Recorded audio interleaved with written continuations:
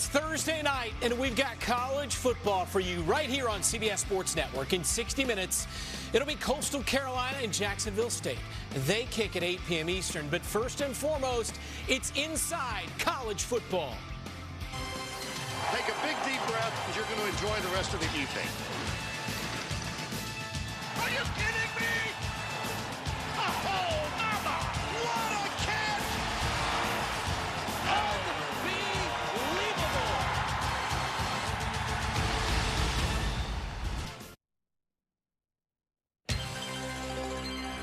It's the first walk of the year as football is back in Jacksonville, Alabama, with the sun setting on a late summer evening. We welcome you to college football on CBS Sports Network, presented by Geico. The Coastal Carolina Chanticleers taking on the Jacksonville State Gamecocks. Both these programs have made the rise to the FBS level, have found success, and tonight begin their new path.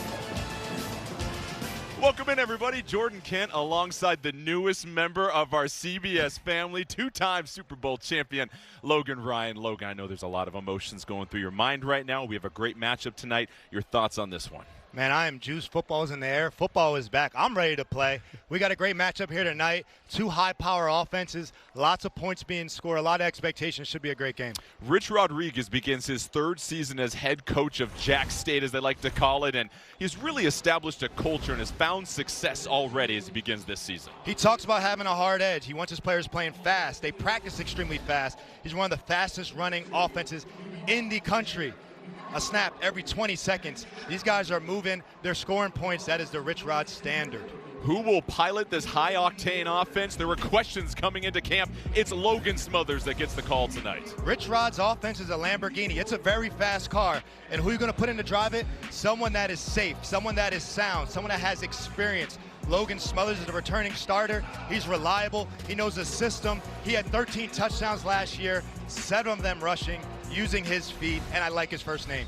For Coastal Carolina, Tim Beck begins his second year as head coach, and they have a bit of a rebuild on offense. They lost a lot of pieces, as does a lot of programs do this time of year. But at quarterback, the question would be, who do they go with? Ethan Vasco to help them close the year out on a strong note. Yes, Grayson McCall is gone to NC State, but they have Ethan Vasco, and they had him last year as well. He started 4 games for him last year, and he won the bowl game, the Hawaii Bowl. He not only won the game, he was the MVP of the game, so he played great. He's an athlete. He's big, he's strong, he's fast, he can run. What a sight to behold as college football officially kicks off in Jacksonville, Alabama. The Gamecocks will kick, back to receive for the Chanticleers as they pick it up at about their 10-yard line. And already busting it to the right. Excellent return so far, finally dragged down near the 44-yard line as Christian Washington gives the Chanticleers excellent field position, 35 yards on the return. And you talk about special teams and getting off to an excellent start to the season. That sets things up very nicely for Vasco, which that's got to be a relief for a quarterback stepping in to work with this type of field position. Absolutely. The name of the game is field position. If you're having a quarterback who isn't too experienced, starting at the 40-yard line, 43 there is absolutely phenomenal. And Vasco, like I said, he played 8 games last year. We expected him to start. He's starting tonight. They're going to come with some tempo here. Spread it out. It's 2 spread offenses going at it. So we're excited to see how they come out and set up this game. Javen Simpkins in the backfield, 2 receivers to the far side of the field, and we already have our first flag of the season, and every coach, Logan, across the country wants to avoid this penalty to start the year. Coastal Carolina didn't want to tell us the quarterback, and they might have been too slow about it. They might have been too slow even putting him out on the field. First play of the game is a delay of game. This is early season football, people. There's no preseason going on in college. They're trying to get the jitters out. So a 5-yard penalty for Coastal Carolina before their very first snap of the year.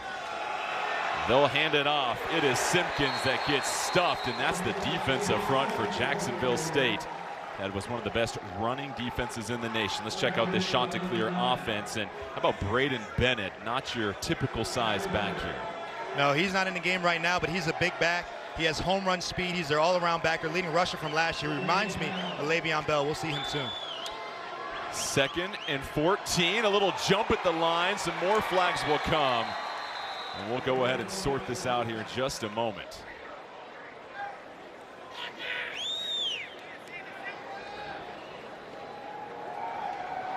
Looked like Jacksonville State jumped first, but they were thinking that maybe someone else on the Coastal Carolina offensive line might have flinched. So already some early work for officiating crew. Offside. Defense number 96. 5-yard penalty. Remains second down. Rodney Burnett sorts that out, and already a penalty on both sides. Yeah, they run a tempo offense, Coastal does, but they also switch up the tempo. That was a hard count that got Jack State to jump off sides there. The handoff to Simpkins, breaks to the second level, dragged down at the 46-yard line. Set things up for third down as we highlight the Jack State defense, and a lot of players that you can highlight, but J. Rock Swain is the leading man. He's the OG, the leader in the locker room. He's been around quite a bit. They're going to need to stop the run tonight, and it's going to start with J. Rock Swain. Simpkins stays in the game. 1st and 10 as he picks up the first down. They'll give it to Simpkins again. The sophomore from Miami, Florida, getting some early work. Yeah, he's a new transfer to the team. I know the OC Trickett talked how he recruited him 3 different schools. He got him here. He's a dynamic running back. I mean, they love his change of pace speed, and it looks like he gets a start here today because of his ability to run downhill and break out big runs. 4-yard gain. 3 carries already for Simpkins as Coastal Carolina is now in Jack State territory. Vasco in the shotgun, fakes the handoff, slings it quickly to the outside, dancing but dragged down. Not much going there. They were trying to get it to Trey Taylor, their speedster, a loss of 3. That was Zechariah Poyser. Great open field tackle. They're going to run these RPOs and get the ball out quickly. You got to be able to tackle in space. Setting up a third down here. It's spread out. You got flat line across the board. Anytime you see these DBs on a line, it looks like it'd be a blitz zero coverage here. Bringing some pressure. They show pressure. They cross the line. Free play here potentially. Vasco down the sideline, nearly picked off. But you get the sense there's be another flag against the Jack State defense. Coastal Carolina is switching up this tempo. Jack State's coming out a little excited, maybe too excited. They're not watching the ball. Offside. Defense number 41 in the neutral zone at the snap. The 5-yard penalty results in the first down. Curly Young Jr. whistled for offsides, and already the early penalty is helping out Coastal Carolina. You see it again. Vasco's doing a great job of using this hard count and getting these guys to jump off sides and get a free 5 yards. You can't do that as a defender on third down. You can't give up free first downs. So fresh set of downs for Vasco. If you talk about the opening drive of the season, it is going to perfection as Simpkins busts free. Simpkins keeps his feet, tries to cut one more time. Finally wrestled out of bounds at the 10-yard line. A gain of 24 yards as the Chanticleers gash him. Javen Simpkins, great vision, great feet, get off of me. Not even going down, great balance, and he finishes it there. I mean, they talked about this being a no-huddle offense, a spread offense, but it's a power offense. They come out running the ball. Simpkins chose Coastal Carolina over the likes of Texas and Michigan State, 12 other Group of 4 schools, and the sophomore coming up huge in this first drive. They fake the handoff. It's Vasco. The dart is deflected. He's trying to get it to Cameron Wright, but broken up as Poyser able to get a hand in there. Poyser does a great job here of staying inside 17 and breaks that ball up. I mean, he came out to play earlier this game with the great tackle and the great pass break up there. Tonight's Red Zone is brought to you by Verizon. You see the percentages, and Logan, you've talked about Coastal Carolina. They're going to continue to improve their efficiency here. This is a key point for Coastal Carolina. Can they get to the red zone? Can they come away with touchdowns? Last year, 127th in the country. That's not good enough. They worked on it all offseason. They need a score down here. 3 receivers to the far side. Designed run for Vasco. He is chopped down. And that'll bring up third down. Gain of 2. Jack State was all over it. This is a big third down here. Ethan Vasco is not a great passer down the field. They like him because of his legs. They like him because of his quick decision making. He takes care of the ball. But can he execute down here in 3rd and goal here in the 8-yard line? They need to walk away, like I said, with touchdowns this year. Walking away with field goals is not going to get it done against this offense. We got this blitz look again from Jacksonville State. The tight end, Kane Baron, who was injured last year, split out near the hash on the far side of the field. He's a red zone target. Keep an eye on him. A shift before the snap. 2 to go. Vasco rolling to the left. Lofts it up. Too strong out the corner of the end zone. Was looking for Seneca McKee. That'll bring out the field goal unit. Seneca McKee, they talk about he has great ball skills, but you got to give him a catchable ball. They rolled out there to the left, and Vasco, like I said, he was not the most accurate, and that ball was not placed well, and they're looking like they're coming here with a field goal attempt. I know it's not what they wanted, but it's what they're going to get. 25-yard attempt, Cade Hensley to step onto the field. Mac West will be the holder. Coastal Carolina looking for their first points of the season from the right hash. The kick is up and straight through the pipes as the Chanticleers march down the field and pick up 3 points on the opening drive. You can't feel bad about 3 points at all, and you can't feel bad as Coast of Jack State getting a stop. It's a win-win on both sides. We'll see what we got part 2.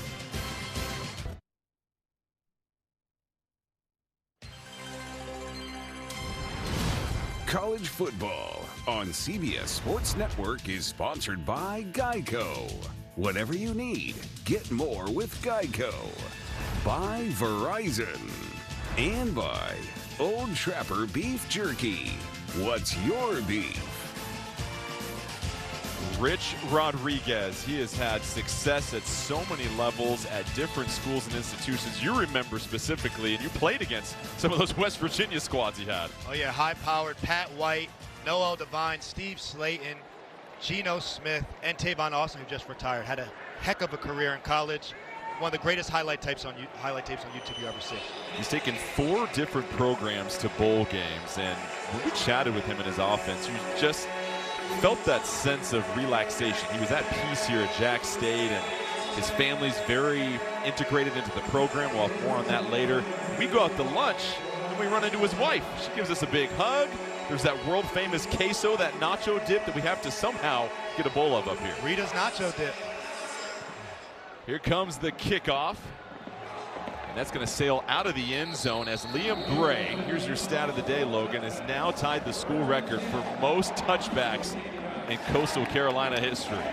Shout out to him, man. We can't get any better than breaking a record here tonight. Logan Smothers, the quarterback tonight, accounted for 13 total touchdowns last year. He's great at what they do. He knows the tempo. He knows what Rich Rod wants. The offense is Rich Rod's baby, and Logan Smothers is in charge of it tonight. So we'll see how he does, but he has experience. He's played last year. He's a reliable choice. Buckle up. Last year, it was the fastest offense in all of college football, just barely over 20 seconds per snap. And they want to continue that pace to begin this season. It's Smothers in the backfield. Anwar Lewis takes a hit, and coming downhill and chopping him, Tobias Fletcher had a beat on it. Tobias comes downhill like a heat-seeking missile, and that's a great tackle inside out. Gets him down for a 1-yard gain. Wasting no time. A deep split in the backfield on the hash was Lewis. Not much going there. And now that'll bring up 3rd down just like that as Shane Bruce was in on the tackle. Real quick look at the Jack State offense. Clay Webb, you know he's good if you highlight a guard. I saw a couple of pro scouts here tonight. It was for Clay Webb. He is going to be playing on Sundays. Ladies and gentlemen, he is an NFL caliber player. 3rd and 8. The backfield empty. He's trying to throw a strike, and just outside the reach, it was Michael Petway running the crossing route. And that's the danger of this fast-paced offense. You can go 3 and out real quickly and give it right back to the other team. Absolutely. Jack State got off track. You saw they ran 2 exotic perimeter plays, got tackled for no gain, and now they're in a 3rd and long. They don't want to be in 3rd and longs. Very, very often this game is not their strength. Jack Dawson, the senior from Sylvania Waters, Australia, back to punt. Up for the Ray Guy Award watch list this year. Fair catch signal called by Trey Taylor at the 28-yard line. So 1, 2, 3, line them up after the 45-yard punt. Coastal Carolina will take over when we come back. 3-0 lead for Coastal Carolina as they begin their second drive of the game. And now let's take a look at the keys to the game, brought to you by Fresh Bet. Coastal Carolina, they're going to have to create turnovers. We know Jack State wants to go fast. You got to steal possessions. And we saw it. They need to maximize opportunities in the red zone. They got to come away with touchdowns, not field goals. Jacksonville State needs to set their tempo. Fastest offense in the college. We didn't see it just yet. And they need to dominate the line of scrimmage. J-Rock Swain, Clay Webb, run the ball, stop the run. Those are the keys to the game. And that's what we noticed from the opening drive, is that Coastal Carolina had no issues running the ball. This was the team that was known for their air attack last year, but it was very impressive what we saw from Javen Simpkins that opening drive. They'll fake the handoff to him. Rolling to his right is Vasco. Vasco finds his big tight end, Kendall Carr. It takes a flurry of Jack State defenders to finally bring him down. 12 yards on the first down pickup.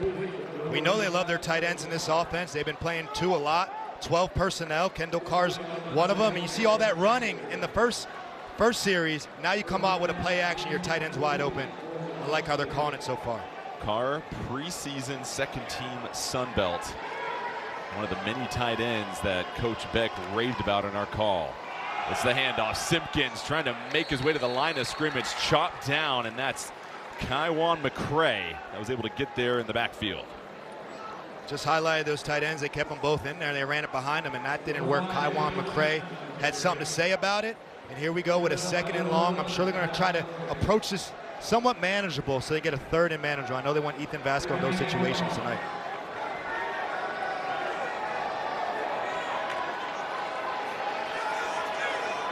Wright goes in motion. You see the defense shift with him. Waiting on the snap is Vasco, patient, slow developing handoff, and it's just Simpkins that continues to churn those legs near the first down marker at midfield. Javen Simpkins, 5'9", 190 pounds, but he's turning those legs, he's keeping it pushing. He's dynamic, nicely stout running back that has strength and speed and power. Brings up 3rd and 1 defensively. Jack State, now you're going to have to be ready to defend a lot of different options here. Yeah, they can go for it on 4th down. You can take a shot here, because if you go for it on 4th down, I think they want to convert this 3rd down. They load the right side. Leaping over, the ball is loose. It's still on the turf. Scrambling for it are both teams. And this looks like Jack State is going to force their first turnover of the season. And you mentioned the defense dominating the line of scrimmage. Right there, they force the turnover. Bill Belichick is ripping his hair out right now. We do not dive over the pile in the middle of the field. That is a goal line move. He pulls it out in the middle of the field, and this is what happened. The ball gets punched out. This is a desperation attempt. He's not sealing the ball when he's doing that, and that is a turnover, and you do not want to give Rich Rodriguez and Jack State extra possessions. Tim Beck is biting his lip right now. It looked like Kaiwan McCray was in there on the initial hit that jostled the ball loose, and this was the calling card for Jack State last year. This defense that was so opportunistic already showing its fangs here in the first quarter. So Logan Smothers back in the game, gets another chance, fakes the handoff. Smothers darting to the left side of the field. Smothers finally brought down just outside the 40-yard line, but Logan Smothers, showcasing the running ability, picks up 13 yards. And that's what Logan Smothers does. He's athletic, he can run the ball, he can run the offense, put it in his hands. Great gain there. They continue to push the pace. The handoff to Lewis. Lewis spinning, pinballing his way forward. And now you see that tempo start to benefit Jack State. Rich Rod says he wants to see what the backup defensive linemen look like, how deep they are. He wants to run it so fast, the starting defensive linemen have to go take a break. Things slow down just a little bit. You still see some signals from the sideline for Jack State as those receivers need to know where they line up. Petway in motion. It's the handoff once again as Lewis really starting to find his footing, picks up another first down after the 7-yard gain. We haven't mentioned him yet. Anwar Lewis returning back. He knows the system. A leading rusher from last year, and he's right back in it, lined up right now. Fresh set of downs at the 31. The handoff to Lewis, and he has stood up. Getting in there was Will Whitson, the second-year player out of JC that has been a key force of this defensive line. Rich Rodriguez is someone that will run the same play twice. He ran it one time, he runs it again. Coastal Carolina not fooled. They brought some pressure, and that is a great tackle there. Whitson pushing him back, and he lines up a 2nd and 8 here. Andrew Paul, the transfer from Georgia, the running back now in the game. No flag. They're going to chuck it to the outside, and that is batted down on the perimeter. Matthew McDoom able to get a paw on it. They thought they had a free play there. They thought they had offsides. They can just throw it up. They didn't get it. Put it up. McDoom is a guy who can win one-on-one. I'm going to be speaking a lot about him tonight, not only because his last name is super cool, but he is their best corner. He can play on an island. He can defend man-to-man. This guy has the potential to play on Sundays as well. I'm about to say McDoom's a little bit more intimidating than Ryan as a last name in that secondary. They're not saying Legion of Ryan. Legion of McDoom. He's got it patent if he wanted. 3rd and 8 for Jack State. Smothers in the shotgun. Paul to his left. Smothers has time in the pocket, dancing forward, but doesn't make a decision in time. Brought down by that defensive front. A very impressive display by that front 6 there for Coastal Carolina. Yeah, the front rush extremely disciplined there, but this is a coverage sack. They had it all protected in the back end. They did not give up the big shot. That's what Smothers wanted. He was smart. He kept the ball. They're in field goal range. He doesn't want to force it. So that, I know D linemen love the sacks, but sometimes the coverage can help that.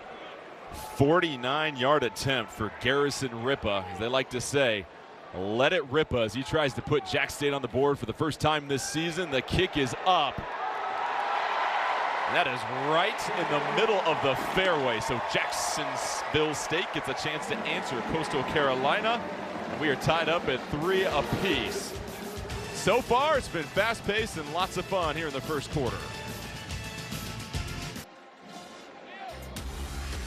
Tomorrow at 6 p.m. Eastern, there's more college football coming your way as Lehigh and Army take to the gridiron right here on CBS Sports Network. And we're going to get Army next week as they take on FAU here, Logan, but we'll get an early look at Bryson Daly. How about this? Over 900 yards on both the ground and through the air. An impressive two-way option for Army. Second Army quarterback with 900 passing yards. You're not used to seeing that. We're going to see him open it up. Dual threat over there at Army. So Garrison Ripa with a career-long 49-yard field goal on that last drive, and that sets it up. The kickoff here. Christian Washington will bring it out. Had a nice return to start this game. Lowers the shoulder. Finally takes another hit as he is brought down at the 23-yard line. 19 yards on the return. Ethan Vasco comes out playing well. They obviously had the turnover there with the fumble in the middle of the field. Pretty foolish, but they're going to get back on track here. Figure it out, run the ball. That's been working, and try to get things going. Try to keep it going. I think they're happy with where they're at. And defensively, you have a turnover at midfield to hold them to 3 points. You've got to be happy also for Coastal Carolina. Yeah, that's a win. I mean, this Rich Rodriguez offense that we've been talking about hasn't got started yet. I think Coastal wants to keep it that way. Braden Bennett making his first appearance of the game in the backfield. Designed run for Vasco. He lowers the shoulder, picks up 5 impressive yards on the opening carry. And now you're seeing both quarterbacks here, Logan, not afraid to run immediately after the snap. I think their legs are their strength, right? We think about a quarterback, obviously their arm needs to come to account, but they both want to run the ball. Braden Bennett is their biggest back, a blocking back, a lead back, a running back as well. So he's in the game now. I think they can be a little more versatile with him in the game. 2nd and 4, 6 yards on the Vasco carry. This time Vasco rolling out. A lot of his options covered up. Has to just dump it off late to Bennett. Bennett able to get the catch. Spins forward. And a split-second decision by Vasco helps him pick up the first down. A little improvisation by Vasco there. Kind of went at his knees there, but as a quarterback, you got to protect yourself. The best thing you can do for your team is have availability. Can't be taking hits like that all day. So a new set of downs for the Chanticleers. Just under 5 minutes left here in the first quarter. They've dominated the time of possession as well. Much more slower and deliberate on their drives than Jacksonville State. The handoff. Bennett going around the tackle box. Keeps his footing. Scampers forward. Brought down at the 46-yard line. So Bennett showing the balance to go with the size. Outstanding vision by Bennett here. Look at him caught it all the way back. And this is why I say he reminds me of Le'Veon Bell. He runs upright and he's able to break tackles. 9 yards for Bennett at 6'2", 215. Atypical frame for a back. We get the carry again, this time busting through the middle, tackled near the logo. And here comes Coastal Carolina getting into that groove with their running game. Bryson Bennett was a guy I had highlighted coming in, and now you're seeing why. He can run it outside. He can catch the ball. He can run it downhill. The more you give him the ball, the better day you're going to have on offense.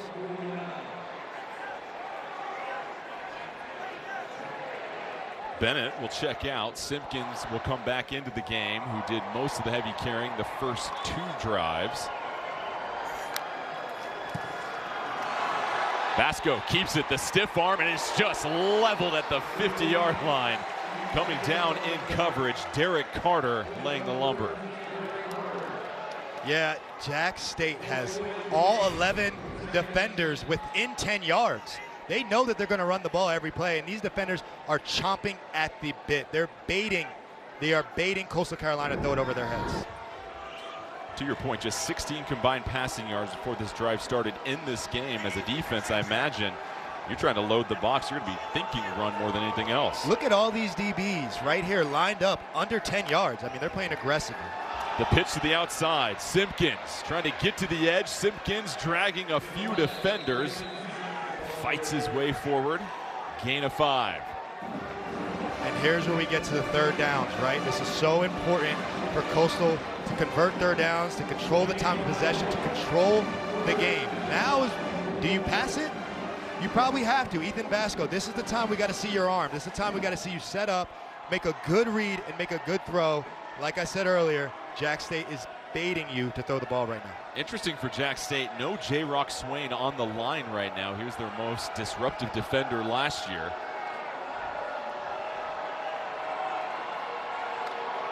Here's the snap, 3rd and 5. Vasco trying to throw to the outside, able to haul it in. High degree of difficulty.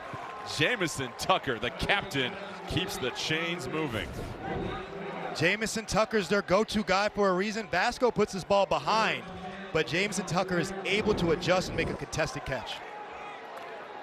I see Coastal Carolina feinting tempo. Vasco will go to the line. They saw some pressure here. Now they're going to change the play. A little cat and mouse game between the coordinators. Vasco has shown some impressive composure here in the first quarter.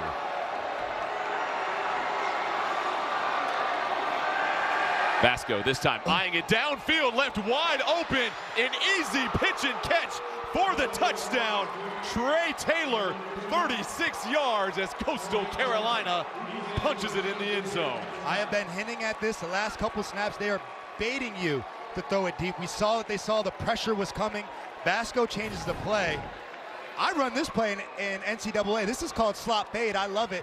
And they say that Taylor is the fastest player that OC Trickett has ever coached, has ever seen, like fast. And when you're that wide open, you don't need to be that fast, but it helps. And Trickett goes in for 6. Ethan Vasco, the patience and the delivery. The extra point is good. Coastal Carolina leads 10-3, but they are having easy work against this Jacksonville State defense. The Chanticleers showing up in Jacksonville tonight.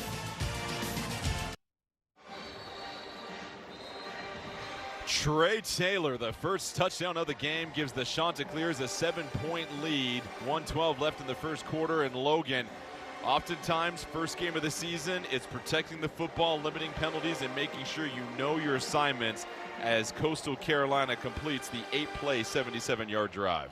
Yeah, defensive mistakes, especially in the secondary, lead to big plays. I'm going to get to it shortly and show you why, but there was a blown coverage there which left the fastest player on the offense wide open. We can't win many games doing that.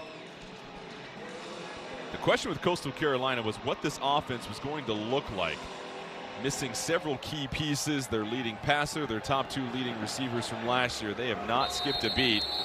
The fair catch is called, and let's check it out here this last play. Let's get on it. When I see all these guys at the line of scrimmage, Ethan Vasco thinks he is getting man-to-man coverage right here, right there.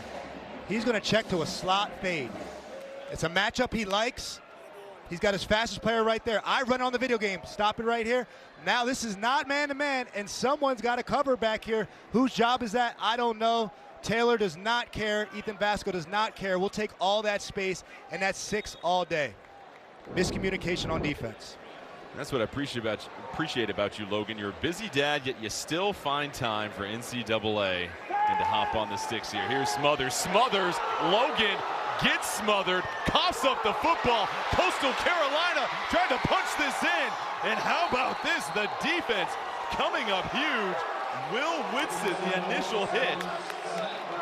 Will Whitson, you came up with 2 of my keys right there, buddy. I thank you for making me look so great in the booth. 1, we created a takeaway. Sacks aren't good enough. We need to get the ball. We need to steal possessions. And number 2, we need to score touchdowns in the red area. Not only do you get the sack, you get the sack fumble, and it's a defensive touchdown. There's no bigger play in football than that trifecta right there. Clev Lubin dons the cape, has the sword, and all of a sudden Coastal Carolina has seized complete control of this game. So they're going to take one more look, because we did see the ball come out as Lubin was crossing the goal line. But that's almost as bad as a kickoff return fumble, which is just a backbreaker for any team to try and deal with. And now some early season adversity for Jacksonville State. So it looks like the officials might see if Smothers' knee was down. Let's take a closer look here, Logan. Oh, that's a fumble all day. I mean, he dropped it right on contact. That's a great job by Whitson. Is raking for the ball, and he raked that out. This is going to stand. And Cam Jones was the guard. You saw him lose his footing. Whitson had a chance to get there. Review, confirmed touchdown. So the first turnover of the season forced by Coastal Carolina turns into a scoop and score. Big man with the reach out like he's done it before. Give me that. Touchdown. Definitely the first one of his career, and he is hype. Lubin, the redshirt sophomore from Suffern, New York. A highlight he will always remember. Extra point is good. 17-3 lead for Coastal Carolina. Back-to-back touchdowns in under a minute. We come back. Jacksonville State trying to find some rhythm. Saturday morning at 7:30. Make sure to catch all the EFL action as Burnley takes on the Blackburn Rovers. And then at 10 Eastern, Peterborough United squares off with Wrexham on CBS Sports Network and streaming live on Paramount Plus. Logan, I know you love to watch a match on the pitch. Your thoughts on these matchups, my friend? I love Wrexham, man. Deadpool and Rob McElhenney. Let's go, Wrexham. Let's not get relegated.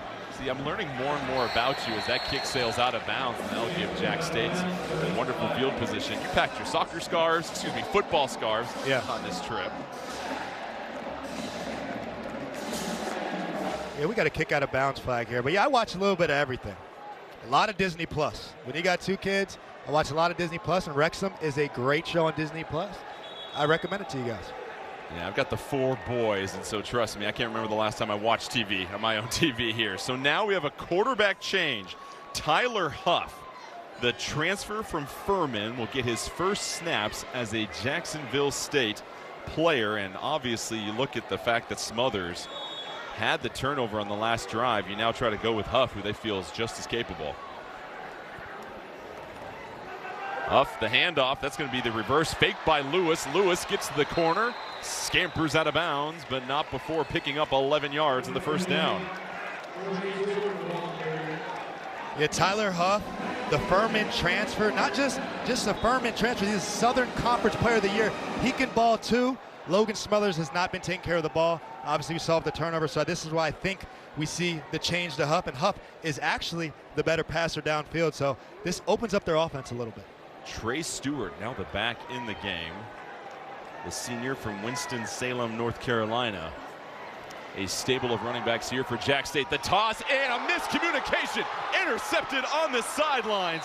It is Matthew McDoom. And back-to-back possessions with back-to-back turnovers for Jacksonville State. McDoom, get your airtime. I previewed you. You can play on Sundays. He's a great cover corner. Huff thought he had the one-on-one there and just threw it up, and he was sleeping on McDoom, and McDoom made him pay. You see Huff with the play fake. He goes right to it, stares it down, and that's too easy for McDoom, the #1 corner, comfortable playing on the island, easy pitch and catch. He made himself some money with the scouts in the building. Keep this in mind. We saw Huff have a conversation with Cam Vaughn, who's a redshirt freshman. It seemed like Vaughn was supposed to stop, and that was supposed to be a back shoulder fade, and that's why the ball was positioned where it was. What was he wearing right there? That was like a House of a Dragon thing on his back there. Either way, I know it's really hot right now having that on as we go ahead and see Braden Bennett back into the game for the Chanticleers, and he has a nice 5-yard gain. It is just everything turning up for Coastal Carolina at this moment. It's all Chanticleers right now, and they're running it. They're taking care of the ball, and honestly, they made less mistakes in the first half. An explosive first half defensively for Coastal Carolina. 17-3 advantage. You saw the home run to Taylor for the touchdown, and then the sack that led to the scoop and score. 14-point lead for the visiting Chanticleers. You are watching college football on CBS Sports Network, presented by Geico.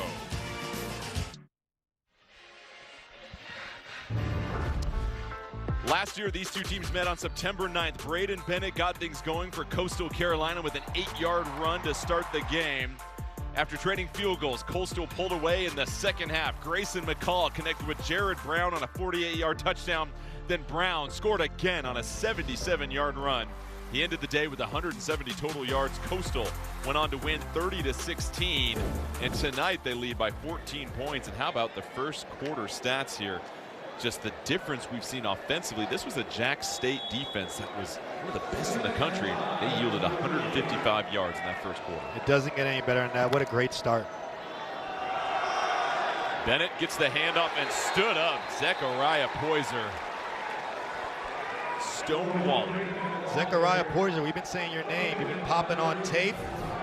I talk about Bennett. He runs a little tall. When you run tall, you can get scooped like ice cream. That's what Poyser did there. He likes vanilla. Well, Bennett is a track athlete also, a hurdler, and the coaching staff was saying the biomechanics, hurdles, you want to stay upright. Get those hips up over the hurdle. Goes against what you're trying to do as a running back, so a little bit of a switch up for Bennett as he shifts to the left side of Vasco. Vasco back to pass, pressure coming, throws it over the middle, intercepted. And how about the last two plays for Poyser? Gets the hit and then the pick at Jacksonville State. Right back in business. Poyser, your name is on our tongue, man. He's been balling. We know that Vasco is not an extremely comfortable passer. He gets pressured there and he kind of just throws it up in the middle. Is Poyser able to get his elbows underneath it? We shall see. They might review this. As a defender, I always go with my defenders, but they might review this and see that it might touch the turf. You always have to sell it afterwards, right? Absolutely. Logan? I'm selling it in the booth. I'm non-biased. I want him to get it because interceptions are hard to get, and he's been playing his butt off, and he gets rewarded. But the previous play of an interception is under review. They shall review. Us defenders hate this moment. This is huge because Jax State has turned it over their last two possessions. Nothing going on offense, and defensively you saw they gave up over 150 yards in the first quarter. They just need something momentum-wise, you know, on the sideline, anything that can help the vibes improve. Yeah, Jax State needs a spark, and Poyser's been that spark. And we got to see if he got his elbows underneath it. I see that he got the catch, but I don't know if he can bring that back there. I don't know if he got fully underneath that ball. After review, the ruling on the field stands. And I think if you can't prove it otherwise, the view's not good enough. It stands. Shout out to my defenders on getting a pick there. Shout out on Poyser on making Vasco pay. And we've talked about these quarterbacks. They need to play smart. And both teams have struggled with that. And that obviously bites Vasco there. And Tyler Huff comes back out with a second chance at it. Vasco, keep in mind, threw just one interception all of last season. Throws his first one of the year at the start of the second quarter. Andrew Paul will be the back. As you mentioned, Tyler Huff at quarterback. Get his chance for a second series. Huff, the handoff right up through the middle. Nice run here on first down for Paul. We have some extracurricular extracurricular activity as a couple of big bodies and Will Whitson. Just some, hey, how you doing? Welcome back to football season. It's always that anticipation of hitting somebody with a different colored jersey for the first time, right? Exactly. Here's up to the outside, and that's just simply dropped by the normally reliable P.J. Wells. Rich Rodriguez trying to go back to the basics, run the ball on first down, have an easy catch and throw on second down. They're not able to execute. This is a big third down. Jacksonville State needs to start converting third downs to take control of this game so it doesn't get out of hand. We haven't called Sean Brown's name yet. Their tight end that had 5 touchdowns last season. Split to the right side of the field. Huff the screen, and that is another drop pass. This time they're trying to get it to the receiver on the tunnel screen, but we have a flag on the play. We'll sort this out here.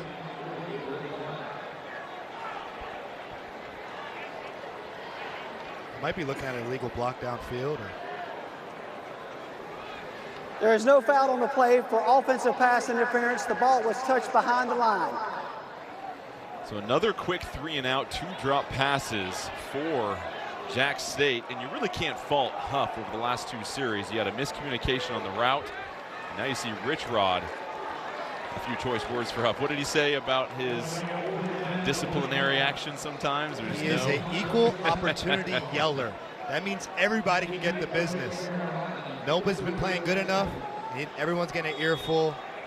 And who knows, there might be another quarterback change. He said he's going to play an array of them tonight till he sees who can get the job done. They do have Zion Turner, the transfer from UConn. This time the punt, and that is going to be a fair catch signaled by Trey Taylor. So the 3 and out, Coastal Carolina after the 48-yard punt will take over as they hang on to a 14-point lead. Saturday, CBS kicks off some big-time college football at 3:30 with Akron visiting number 2 Ohio State. Then in prime time, UCLA travels across the Pacific to Hawaii. College football is back on CBS and streaming on Paramount+. A couple of notes on the AP preseason top 25. Ohio State top 5 in the last 4 seasons for Ryan Day and company. But how about Michigan? Lowest ranking of reigning national champion since 2011. A bit understandable with some of the departures. Yeah, they lost a lot of players there, obviously from a great run, and they lost their coach in Harbaugh, so we'll see how they do it. I think they have something to say about it. Georgia also number 1 national championship game will be in Atlanta this year. Coastal Carolina will take it over here. 1st and 10. Vasco, another deep pass down the seam. Acrobatic catch, dropped at the last second. That would have been a sensational highlight for Bryson Graves, the sophomore. If it works once, this was the touchdown play, run it again. Graves just cannot control it all the way to the ground. It's the slot fade, like I said, that worked earlier. And he had it all the way. You just got to hug that thing like a baby. And you always hate dropping it in front of the other team's sideline. Oh, yeah, you're going to get some flack from the other team for sure. But you just point to the scoreboard when it's 17-3. No big deal. Brings up 2nd and 10. Christian Washington is the back. Vasco, quick strike. It's Taylor sprinting down the middle of the field. A quick shift. It's a foot race. Taylor trying to outrun the defense. Finally dragged down by Poyser. But so far, Trey Taylor has turned this into his own track meet. Trey Taylor looking like Xavier Worthy here. We talked to O.C. Trickett. He said he's the fastest guy I've ever seen on the football field. That is a big take, and you see that speed coming to fruition for Coastal Carolina. 57 yards for Trey Taylor. 2 big-time plays, and Coastal Carolina knocking on the door. Vasco so far 6 of 10 for 123 yards.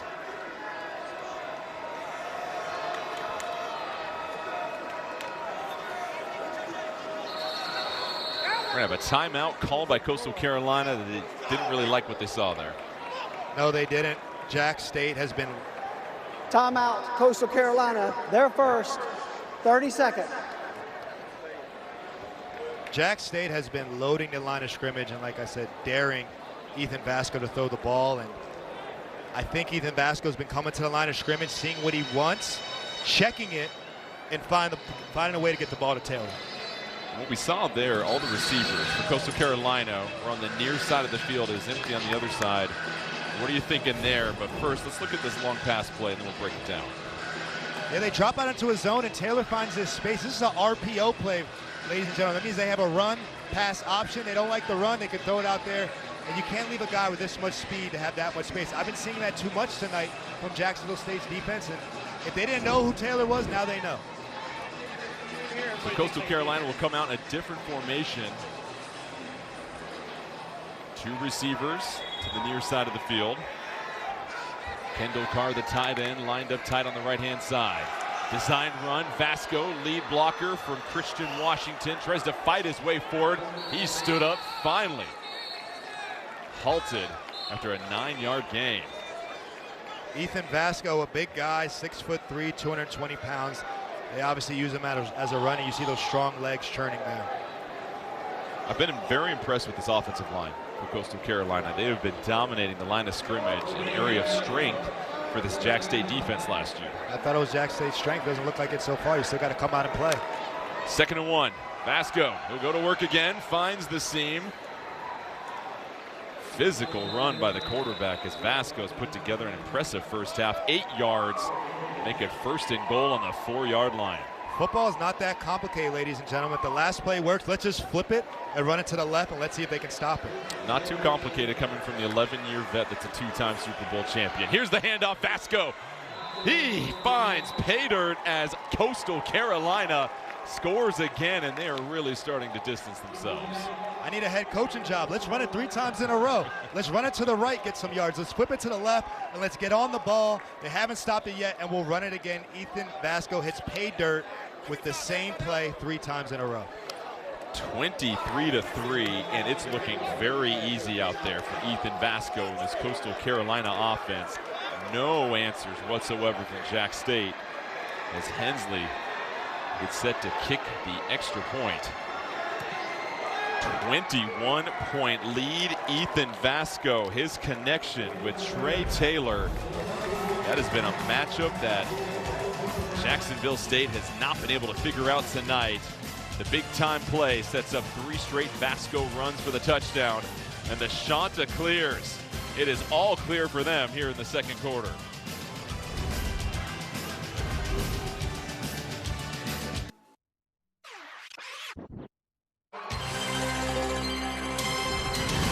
College football on CBS Sports Network is sponsored by Jardians, by Snickers. Snickers satisfies. And by Fresh Pet. It's not dog food, it's food.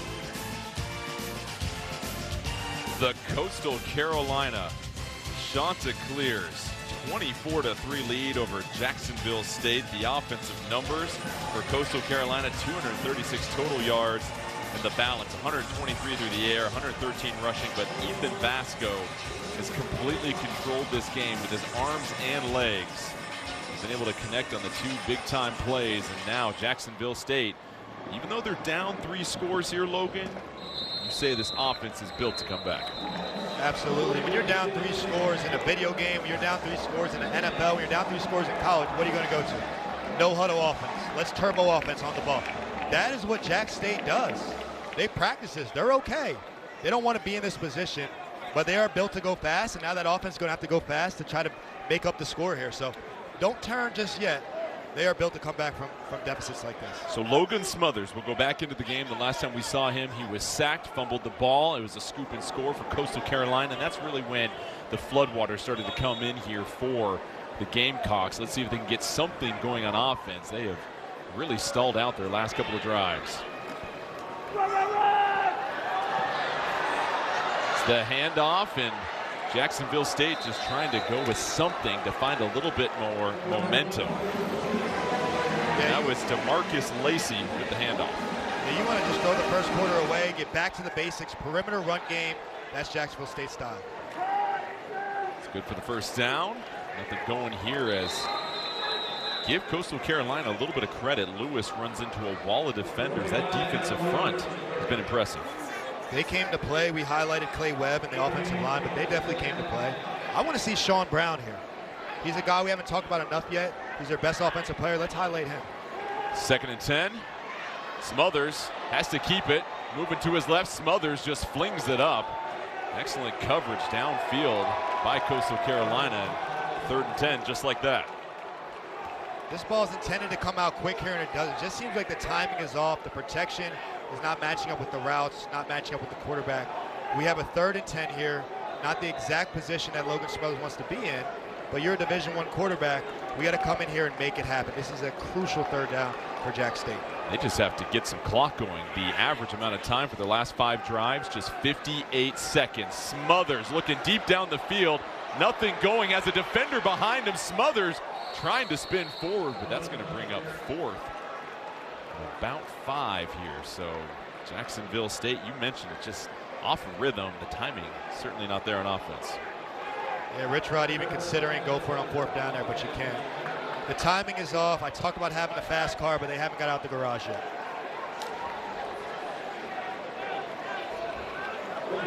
Jack Dawson set to punt for the 2nd time here tonight. Back to receive has been the most dangerous man on the field so far. Trey Taylor already has that 36-yard touchdown, a 57-yard completion to go with it. Dawson, high spiraling kick. That'll bounce into the end zone. 59 yards on the punt. It's a new season, which means we have some new rules. There's a 2-minute timeout at the end of the 2nd and the 4th quarter. That'll obviously stop the clock and initiate some of those clock-stopping rules that come into effect. The use of tablets for in-game video. Yep, we got tablet kids on the sideline here.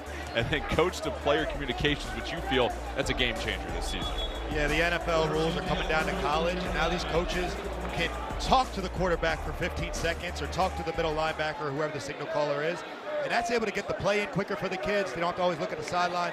It's able to run more plays, which we know Jack State wants to do, and which Coastal Carolina's doing a great job of. Braden Bennett, the running back into the game here for Coastal Carolina. Ethan Vasco has had no issues on the last couple of drives. This time they begin from their own 20. Takes the handoff to Bennett. The slant caught on the run. No safety help. Then that ball comes out late. We'll see if the officials mark Cameron right down. And they do, but 24 yards on the completion. And another big play. Yeah, this is the RPO again. This is the run-pass option. And when you're crowding a line of scrimmage, we're going to check out of that run and throw this pass, this slant all day. And this is a great job of punching at that ball, man. I made a career of forcing fumbles by punching at them. And, of course, Johnny on the spot is there to pick it up. And but it looks like he didn't get out in time. No, officials rule him down first. Bennett darting forward, dashing near midfield, able to get into Jacksonville State territory after the 7-yard carry. So Jack State's on their heels. Coastal Carolina's going to run it. If they don't like the look, they can check it to a deep pass, or they can run this pass option. So it seems like they have all three. Jack State needs to take away something. I need to take away the run completely, or I need to take away the pass. I can't give up both. Vasco trying to dump to the outside and quickly brought down. And one thing to keep in mind with this Jacksonville State defense, they do have a new defensive coordinator in Luke Olson. And they're trying to keep everything similar from last year, but there is new terminology and new conversations that happen. The new defensive coordinator, even if the schemes are the same, new terminology is like learning a new language. And that might take you a second to process that word, and it might allow you to be playing slow. And I think that's what we're seeing right now. They're breaking into this new defensive coordinator. You do get the sense there's a lot more thinking rather than reacting on the defensive side of the ball for Jacksonville State. 3rd and 3, Vasco. Graves was the man in motion. Vasco, patient in the pocket, throws it out to Graves. Graves unable to make the catch. And now a decision here for Coastal Carolina. Coastal Carolina has a decision here. They're playing great. I say they stay on the field and go for it, but Tim Beck says we don't need to. We have the lead. Let's play it safe. It was a simple play, not executed. Let's just punt it away. Felt like the timing was just a little bit off, that Graves didn't get his head around in time, so it leads to an incompletion. Out comes the punt team as Emil Sebafundi, another punter from Melbourne, Australia, gets set to try and pin Jacksonville State deep in their own territory. You nailed that pronunciation. I try, my friend. You scooped up fumbles, I try to say names. High flying punt. Bounces at the 5, skips along the goal line. I don't know if you golf, Logan, but that's just pulling out the 57-degree wedge and putting it right there by the cup, my friend. Threw the curveball at him.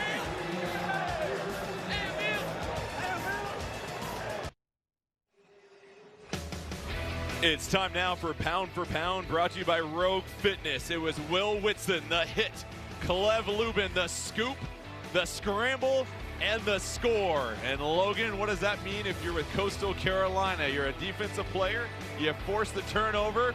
What's waiting for you on the sideline? You got the turnover cloak. And that turnover cloak, baby. House of Dragon, Queen Rhaenyra. That must be a dragon rider right there. Huge fan of the show.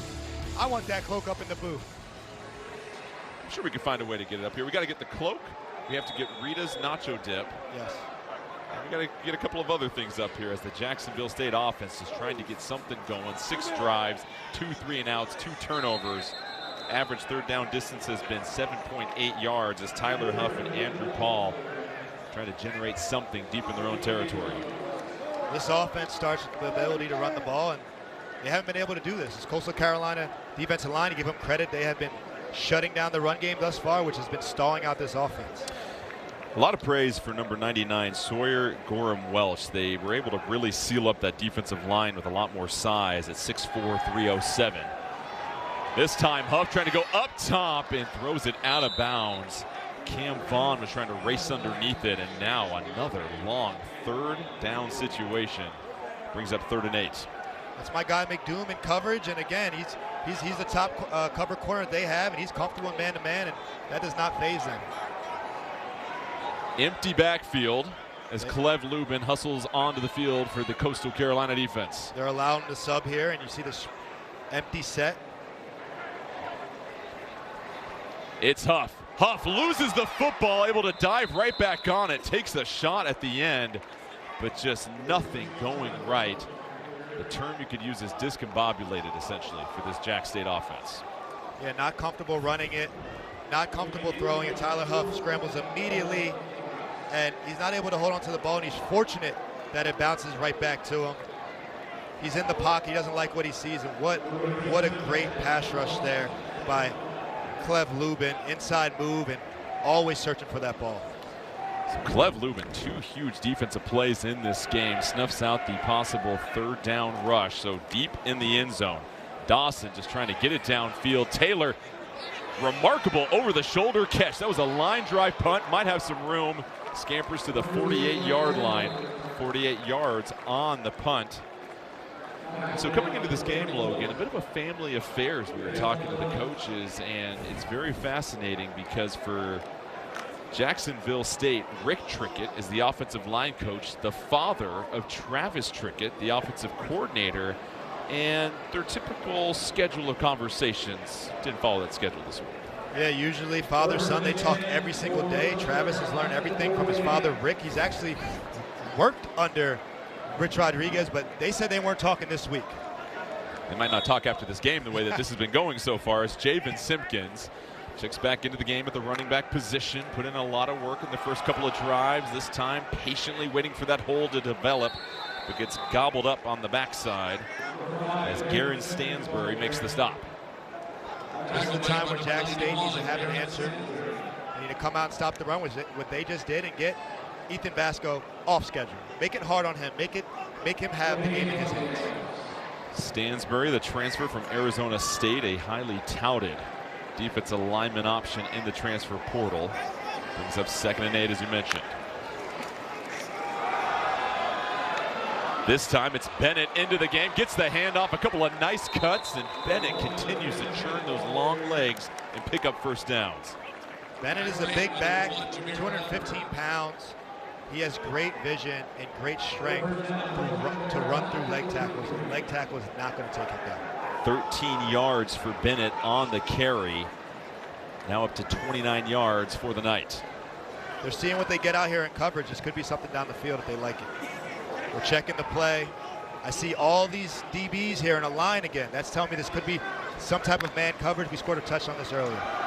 The check to the run. It's Bennett lowering the shoulder, knocks down a few defenders, and now you get the sense that Coastal Carolina starting to wear out this Jacksonville State defense. When you're running that type of defense, with all the guys in the box and the DBs on their own, you should be able to stop the run, and Bennett is running through that. So like I said, they're not able to take away anything right now. We have a Jacksonville State defender down on the field, and listen, you and I, we have played early season games when the weather is warm. It's about that time of year when the cramps start coming in. Pickle juice, ladies and gentlemen. If you never heard of it, get used to it. Drink some pickle juice. The high sodium, you're going to see a lot of cramps early in the season. It's hot, it's humid. You've played no preseason football. Drink some pickle juice to save your career. Darrell Prater down on the field. But now they're checking out that left leg in a couple of different spots, and so they're going to help him up to his feet. And good to see him walk off underneath his own power. But it's such an adjustment for a lot of players here, Logan. When you've got those reserves that are now stepping up into starting roles, how do they play underneath the lights after you've been in camp all month long? That's something that these coaches are looking for as they try to figure out what their rotations are going to be. Yeah, there's a lot of anxieties first game of the year. Like I said, these kids don't have a preseason. They've always been practicing against each other.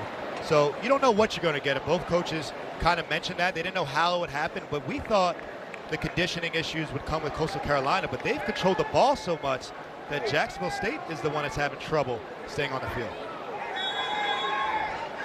2nd and 3, 5:30 left in the first half. Vasco in the shotgun. Bennett to his right. They'll hand it off to Bennett for the 3rd straight time. And Bennett, I tell you what, one cut and a couple of strides, and he is just chewing up yards.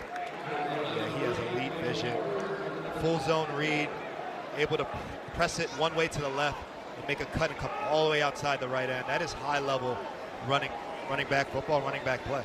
Partner, you were talking about the time of possession difference. How about this? Coastal Carolina has hung on to the pigskin for 7 more minutes than Jacksonville State in this first half already, and just dominating the pace of this game.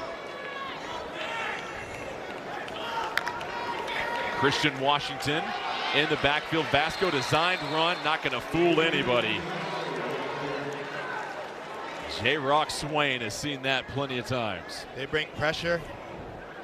They bring pressure here and force it to J-Rock Swain. Look at J-Rock Swain able to read that zone read. The quarterback is reading J-Rock Swain. You're supposed to give it if he stays, or you're supposed to pull it if he goes. And J-Rock Swain kind of plays coy there and makes Vasco make the wrong decision. 2nd and 13, one of the few times Jacksonville State has gotten this Coastal Carolina offense behind the chains.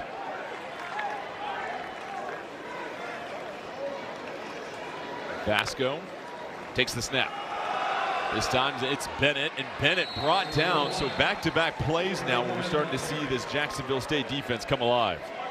Absolutely. J-Rock Swain with the big stop, and then it gets you 2nd and long. So what do you want to do as a coordinator for your quarterback? Get him 3rd and manageable, run the ball. Well, that doesn't work. Now you got 3rd and 13. This is not where you want Ethan Vasco, theoretically, right? So we're going to have a pass play here, obviously, maybe a screen, but he cannot turn the ball over here. You're in field goal position. Be smart with the ball. You don't always have to throw for touchdowns as a quarterback. 2 receivers in the tight end car to the far side of the field. Cameron Wright on the near side. Jabari Mack locked in on coverage on him. Vasco. The delayed run is going to scoop up a few more yards to make that field goal easier, or Coastal Carolina. But now a flag comes in, and that could change everything here, Logan. That changes everything. Trickett comes in and calls a conservative play like we talked about to not turn it over and see what he can get. But that flag can give them a 1st down here, so we got to see what the call is. Conservative call on the offense, but I anticipated that.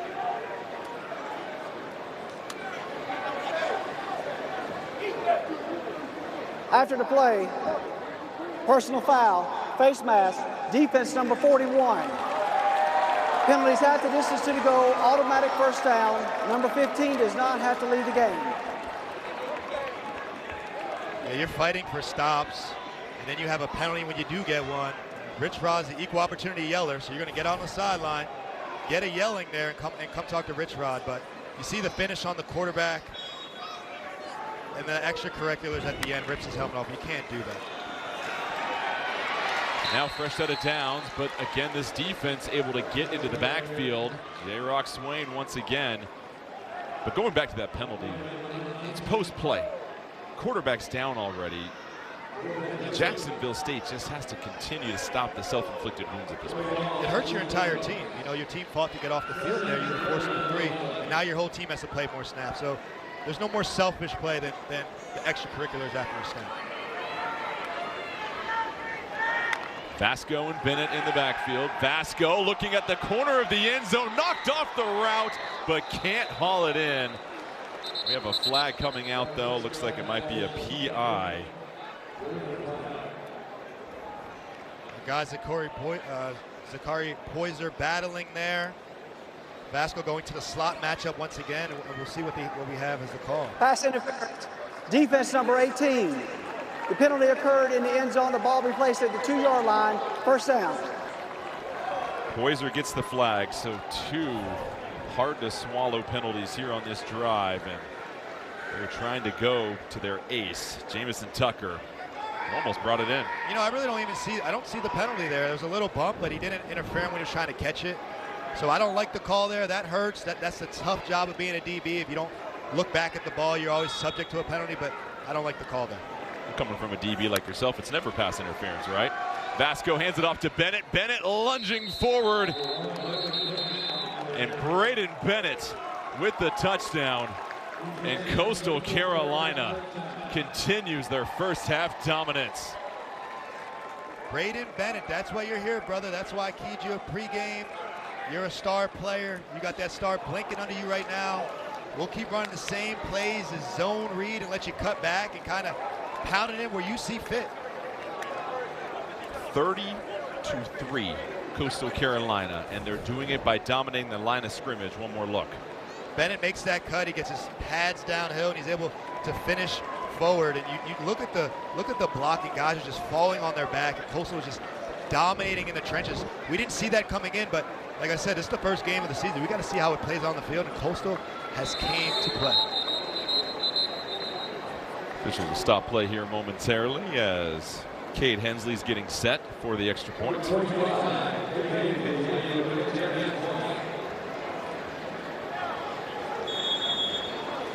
2:20 left in the first half, and Coastal Carolina has been unstoppable on offense. Jacksonville State, though, not helping the cause with a couple of penalties.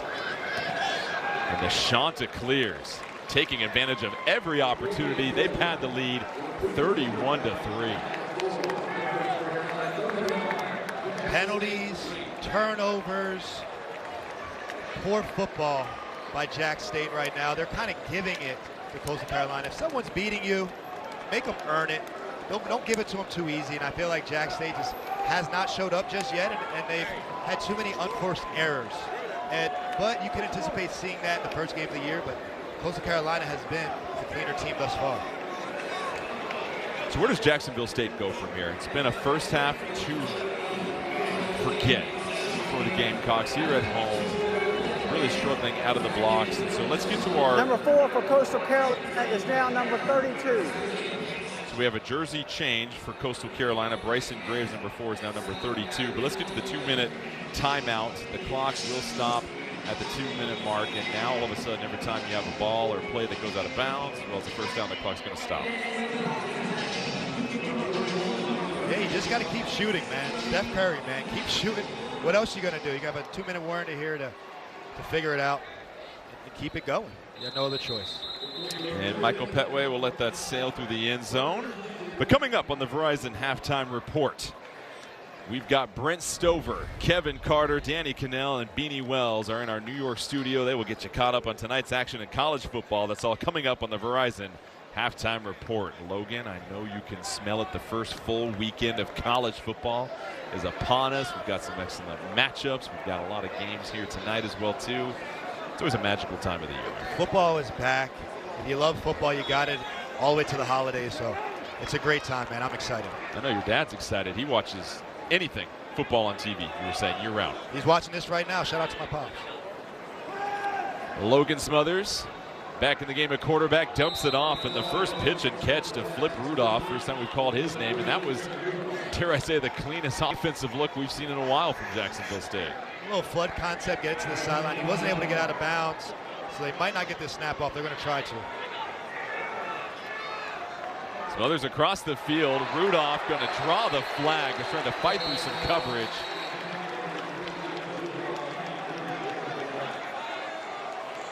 Juan Powell might have been a little early. Pass interference, defense number 0. 15-yard penalty, automatic first down. Saw Juan Powell celebrate there. Did you ever get caught up with that sometimes, thinking that you made a PBU or picking up a flag at that point? But we'll step aside and find out your answer here in a second. That's the Logan Ryan 2-minute as Coastal timeout. Carolina dominant here in the first half. 31-3 lead for Coastal Carolina. 1:57 left here in the first half. Jacksonville State with possession. First down for them at their own 45-yard line. How about the offense for the Chanticleers? Ethan Vasco, impressive numbers. Braden Bennett, but Trey Taylor has been the home run hitter. 3 catches, 98 yards, and a touchdown. Trey Taylor's been the spark plug that we didn't foresee, and I don't think Jack State foresees. He's been the game changer here with his legs and his speed. The other two are playing great, but Trey Taylor has busted this game wide open. Trey Stewart will be the running back for Jacksonville State. Smothers stays in at quarterback. Smothers, and it's Stewart on the wheel route, keeps his balance and completes the catch. Now they're rolling. Now they're rolling. They got a completion on first down. They're on the ball. The clock is stopped. They're going to try to get a touchdown on this drive and try to get back in this thing slowly but surely. 18 yards on the completion. Empty backfield. 3 receivers to the near side of the field for Jacksonville State. I think he checked to a slot fade here. And a little bit of a miscommunication there as that pass was behind Flip Rudolph. Miscommunication. I know they love Flip Rudolph, and it looked like he signaled something to him, and Flip didn't get the signal. Flip flipped the wrong way. So lucky that didn't turn to a turnover, but we have a 2nd and 10 here. We might get right back to it. That 18-yard catch and run by Stewart was the longest play of the day for Jacksonville State. So that tells the story of how this offense has struggled. Smothers, quick slant. That's caught. DeMarcus Lacey moving the chains for the Gamecocks. This is a good drive to get your quarterback in rhythm before halftime, which is always huge, and obviously set him up for the second half. 11-yard gain. This time the handoff. Stewart sprinting down the middle of the field. Finally brought down right near the first down marker. Gain of 9. Stewart's come in. He looks extremely fresh, giving some juice on offense. They rule it a first down. Gain of 10.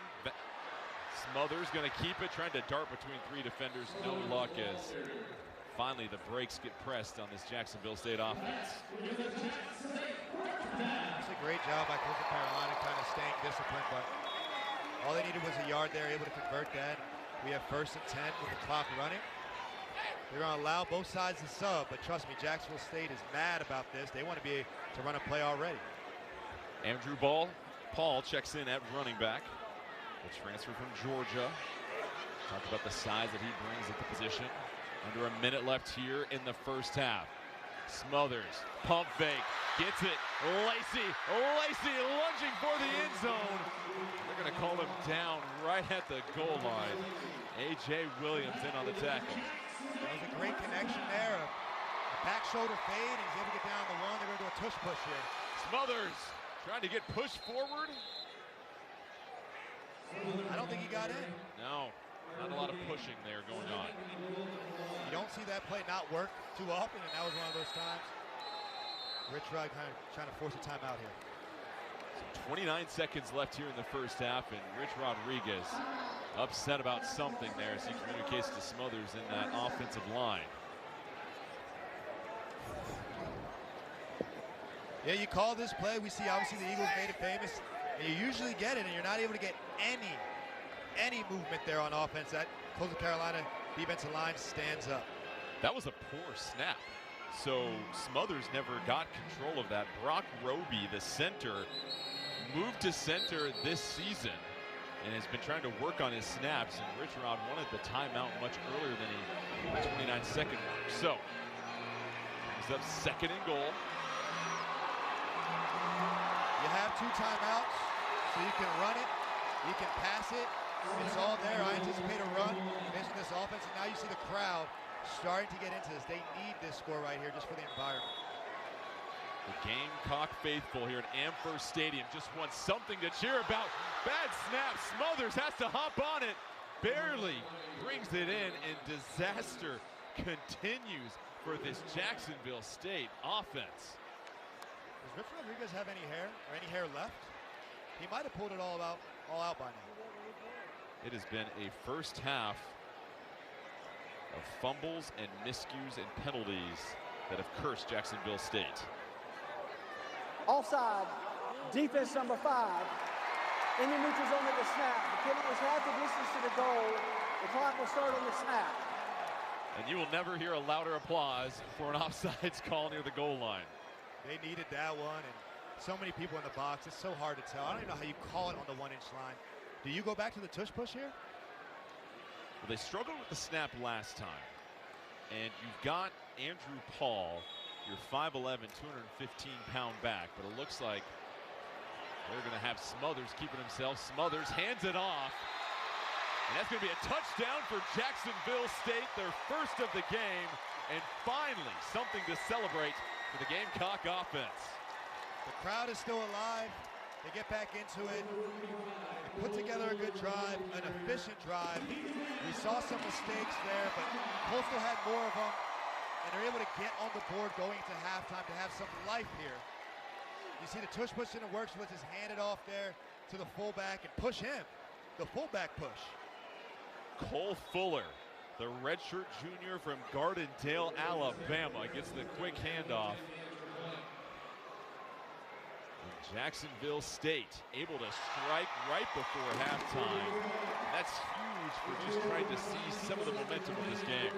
Absolutely, from around the halftime, you go out there, you get some points. You're able to have something happy to go in and talk about, make some adjustments, and in the second half, you're going to snap the ball fast. So you will have enough possessions to make it up, but you better be way more efficient. You got the sense that the no huddle, that was the best the Jacksonville State offense has looked this entire game. They were finally able to complete some passes on the outside, counter with the run game. Is that something that you imagine they look at here in the second half?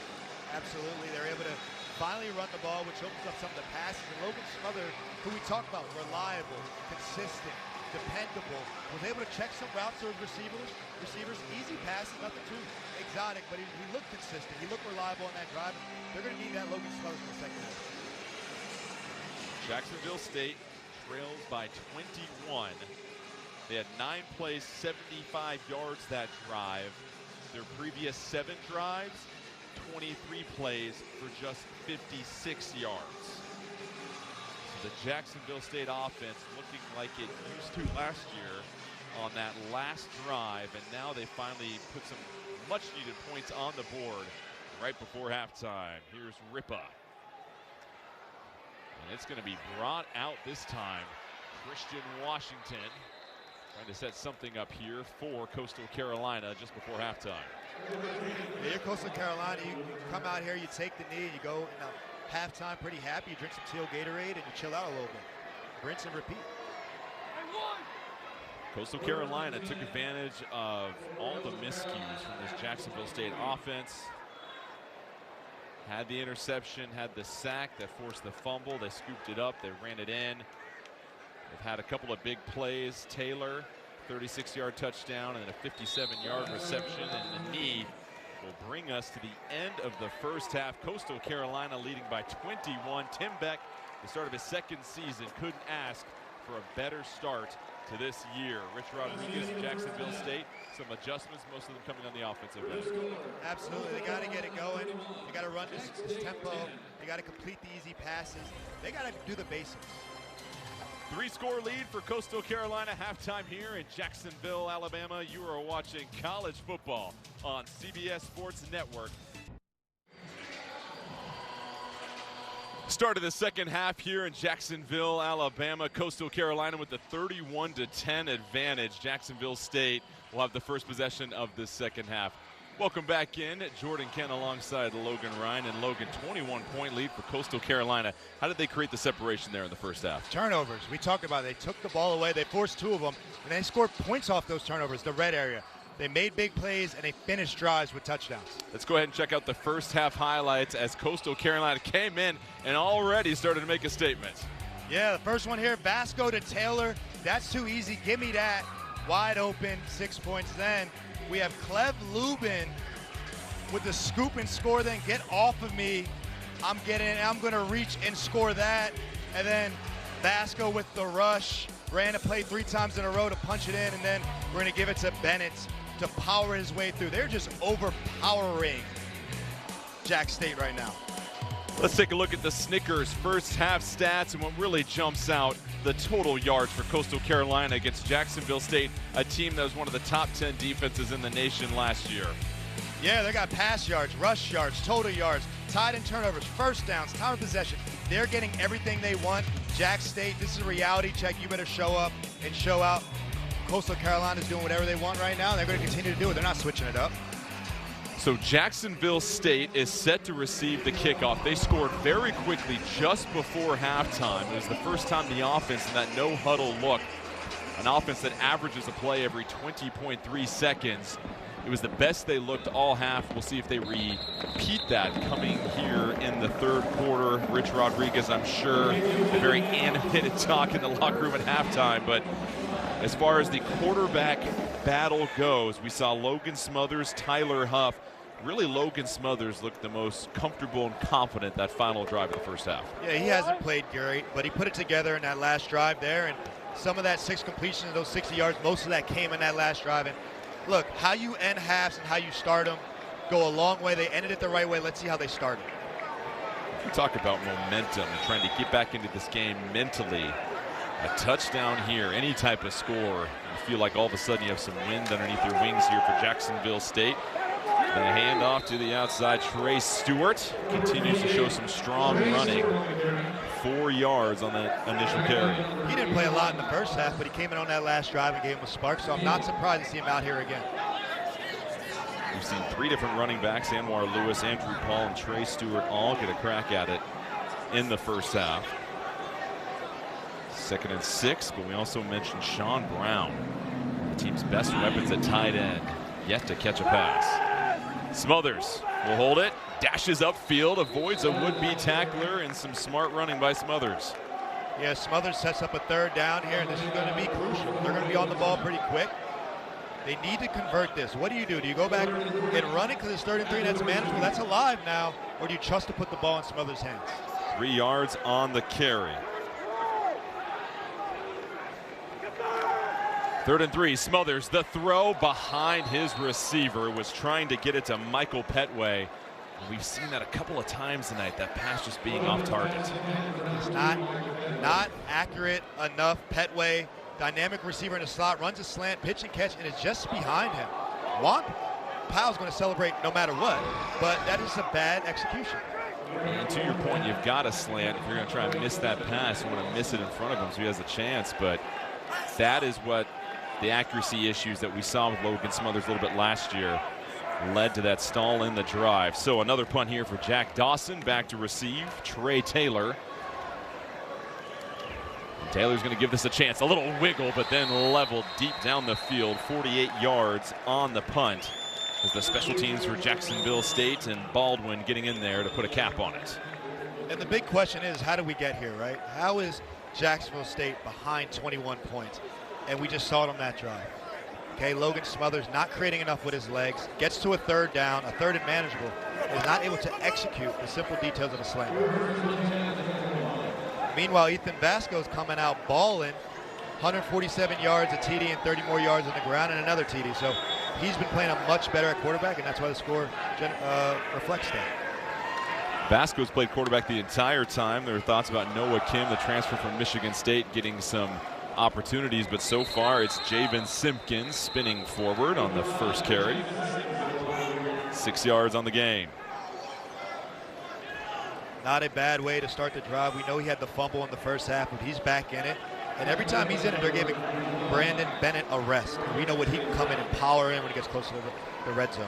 And one thing we didn't point out, that graphic at halftime, the time of possession, nearly 2-to-1 ratio. Coastal Carolina, they have dominated possession of the football. When you slow the game down, Put a lot of pressure on the opposing defense as Simpkins trying to find a hole, bounces it to the left, picks up the first down, and some wise running by the sophomore. 8-yard gain. Simpkins has great vision there, and he's able to fall forward. And we know that they're a spread offense, but they have no need to go fast anymore. They're up enough scores. They can take their time and make sure they have the right play, a play that they like at the line of scrimmage, and kind of pick and choose how they want to go. They're controlling the tempo of the game. Bennett comes back into the game at running back. 3 receivers to the far side of the field. Tight end Kane Barong there on the left-hand side of the line.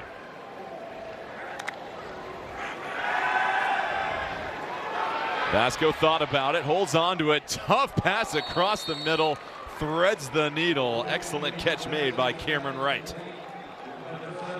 Yeah, they had the shot dialed up there, and Vasco really wanted it. He keeps looking at it, No, it's not there. I'm going to take the safe throw. We have the lead. Get it to Wright. Very good catch there, and you're able to get a second and manageable. Second catch of the game for Wright, 8 yards, brings up 2nd and 2. Vasco over 150 yards passing in this game already. Fakes the handoff, throwing it down to the streaking tight end, and Barong can't reach it. Just outside his grasp. They set it up perfectly there, the fake to Braden Bennett.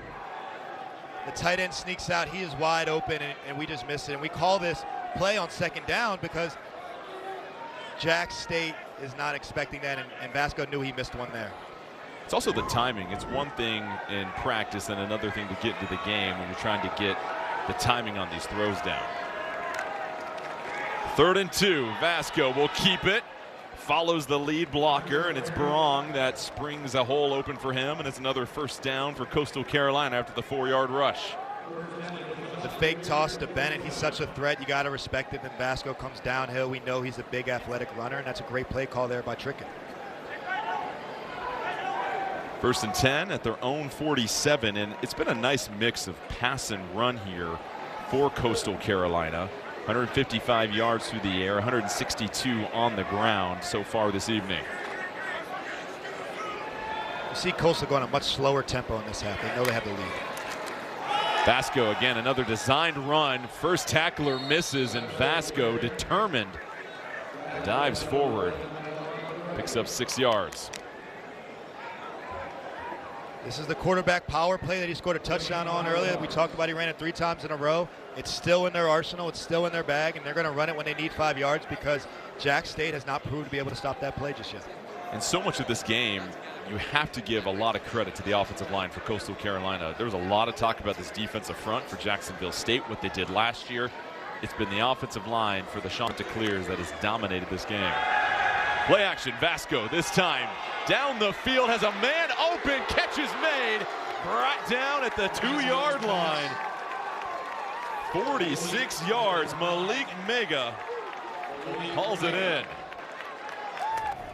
2nd down is the shot down here, and they do a play action fake, buy some time, and you see Mega with a long strider, big guy, 6'4", laid up nicely for him. Vasco's best throw of the night. 1st and goal, Vasco will keep it himself. Stop though, swarming is that Jacksonville State defense, brings up 2nd down. In first by number 11, McCray. Coastal Carolina on the ball right away, trying to run the same play again, the quarterback power. Jack State with a stop here. McCray in on the stop. It feels like Jacksonville State just trying to force a field goal at this point. You're going to feel pretty good coming off the field because you've been gashed by the big plays. Yeah, it's been unorganized, undisciplined, too many break plays given up, and you really need to stop here for morale. Vasco will check the line of scrimmage. 2 seconds left on the play clock.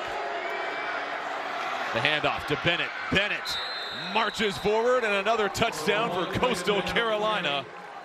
They push the lead to 27. No check needed. When Braden Bennett is near the goal line, he is going to find a way to get in. I gave you the Le'Veon Bell comparison earlier. He's able to run through tackles. He's able to finish falling forward, and we know when he gets close, that's the man that's going to punch it Number over the goal. 25, Cade Hensley, to attempt the extra point. Braden Bennett, second touchdown of the night for him. Cade Hensley, extra point is good. It is a 4-touchdown lead for Coastal Carolina, and Ethan Vasco and his receivers continuing to cash in on the big-time plays. Sets it up for the easy touchdown afterwards. But Ethan Vasco, nothing but smiles as Coastal Carolina in complete control on the road here in Jacksonville.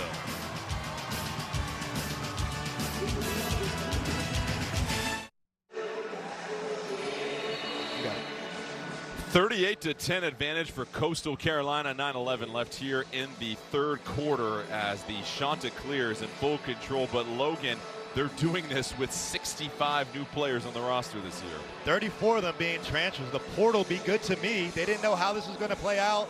A lot of new guys. They didn't know who the quarterback was going to be, who the receivers are going to be. That does not matter. It looks like it's working. Coaches are smiling on the sideline, having a great time here tonight. Coastal Carolina went 8-5 last year, closed out the season with a victory in the Hawaii Bowl over San Jose State. And this is a program, keep in mind, back in 2020, 2019, had some runs where they were a top 25 ranked team, and the offense was rolling. There's another touchback for Liam Gray, and the quarterbacks were a big conversation coming into this game. The coaches were very coy about who would get the start. For Jacksonville State, it's been a lot more Logan Smothers. He's 6 of 11 for just 60 yards. The surprise has been Ethan Vasco and how he has been able to accumulate 200-plus yards through the air against this Jacksonville State defense. Yeah, these are the reliable guys. We had a feeling they could go here. The 200 passing yards, I think we didn't expect, but they're able to take these shots because the running game has worked. They're able to take these shots on second down and get these big plays. Smothers back in at quarterback. Andrew Paul will be the running back. Smothers designed run, scampering to the sideline, has to slide as several bodies go crashing near that tent. In fact, broke the tent leg, by the way, did the Coastal Carolina defender. And so Logan Smothers will get set for second down as they try to repair the shade on the sideline for Jacksonville State. Nice little tent there. I don't know if it's supposed to provide shade, but it's a night game. I don't know why you need the tent. I think more so privacy. There's a lot of conversation sometimes with those position groups, and you got some fans sitting right there. And I'm sure you experience all these years playing football that fans sometimes aren't the most courteous when you're on the bench. Well, hopefully your home fans are. And the tents aren't working. You might need to take them down. So 2nd and 6 after Smothers picks up 4 yards and immediately pressured, has to just chuck it.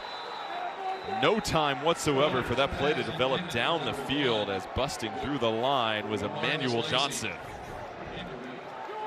Coastal Carolina and DC Nybar talked about how he wanted to be aggressive, and he brought a pressure there and got Logan Smothers completely uncomfortable in the playoff track. We've seen a little bit of miscommunication with this Jacksonville State offensive line. We highlighted Clay Webb, the left guard. That is a legit NFL prospect, but so far the line has struggled to protect and get things going as the screen pass to the outside, ball pops free. And that brings up 4th and 6 for Jacksonville State. And just, you said it earlier, there's nothing that's really on rhythm. Everything feels rushed. Yeah, when you do a turbo offense, some 3 and outs are really quick. And now you're punting it right back to Coastal Carolina. You possess the ball for less than 1 minute, and Rich Rod is just not happy about it. How about that? Jacksonville State 0 for 7 on 3rd down conversions. Their average length of time on each drive is under a minute in this game. So Jack Dawson back to punt again. Taylor to receive. End over end kick, fair caught. The 34-yard line. So Coastal Carolina will try to tack on to what feels like an insurmountable lead when we come back.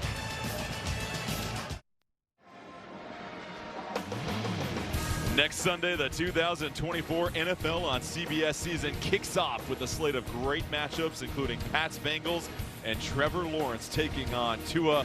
Now that's a CBS Sports Sunday. Next week on CBS and streaming on Paramount Plus. You played against both of these cats here, Logan, so give me the scouting report. Tua, extremely accurate, high-powered offense. Trevor Lawrence, a winner in college. He's got to do it in the playoffs. both those men, extremely rich human beings. I'm not going to check their pockets, but they got some new money. So you can't be this good in your first game. You're going to ditch me for an NFL booth probably like 2 weeks into this season. We're going here. together, brother. We all eat. Here's the handoff. It's Christian Washington bouncing around, and we have a flag on the play and helmets on the ground. These helmets have been popping off. Personal foul, hands to the face, defense number 42. 15-yard penalty. Number 64 does not have to leave the game. They're not popping off. These helmets aren't just popping off by themselves. Hodges rips it off, and he doesn't mean to, doesn't intend to. He's trying to do his job to set the edge, and again, that's just a night it's been for Jack State. Unforced penalties, unforced errors, that's a 15-yard gain there, but again, I don't think intentional, just part of football. So it makes it 1st and 10 for Coastal Carolina from their own 49. Ethan Vasco continues his dazzling performance this evening. 9 of 16, 201 yards. And now we have another False flag. start. Offense number 17.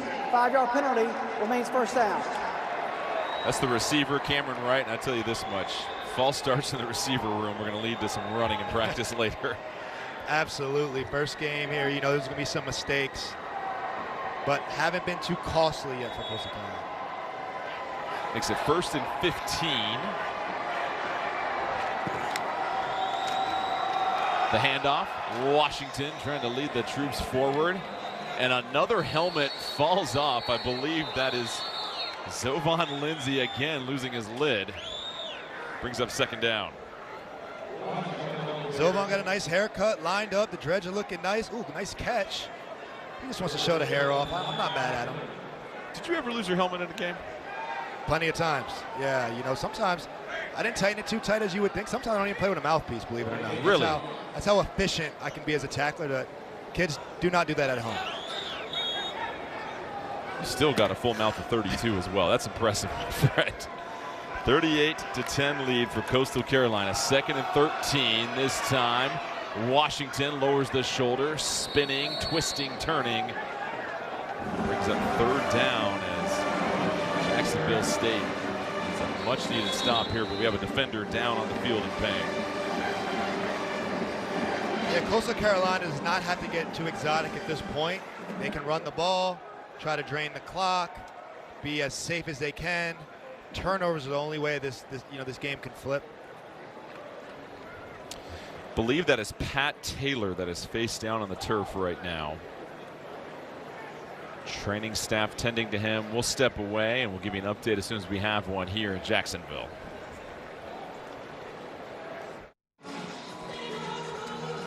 (38-10) lead for Coastal Carolina. Nice sight there. Pat Taylor back up on his feet after being tended to before the break. Taylor, the redshirt senior from Johns Creek, Georgia, starts at that nickel position. You see a lot of teams are now starting to match up nickel against these spread offenses to try and match speed for speed.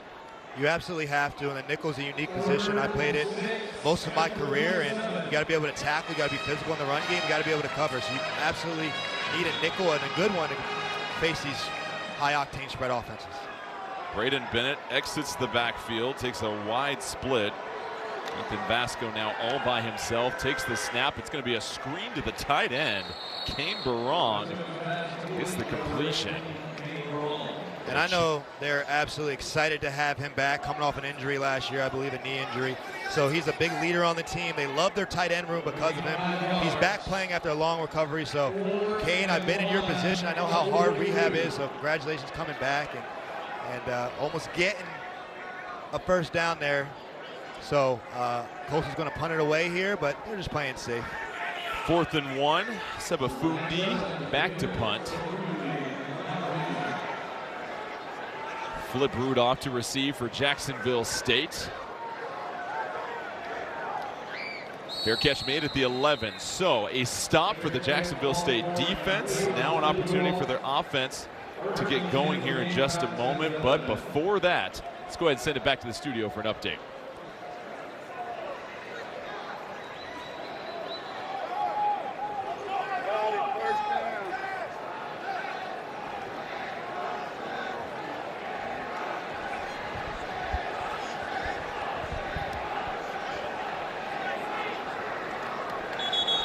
Hey, thank you so much. So McCall was the stud for Coastal Carolina last year.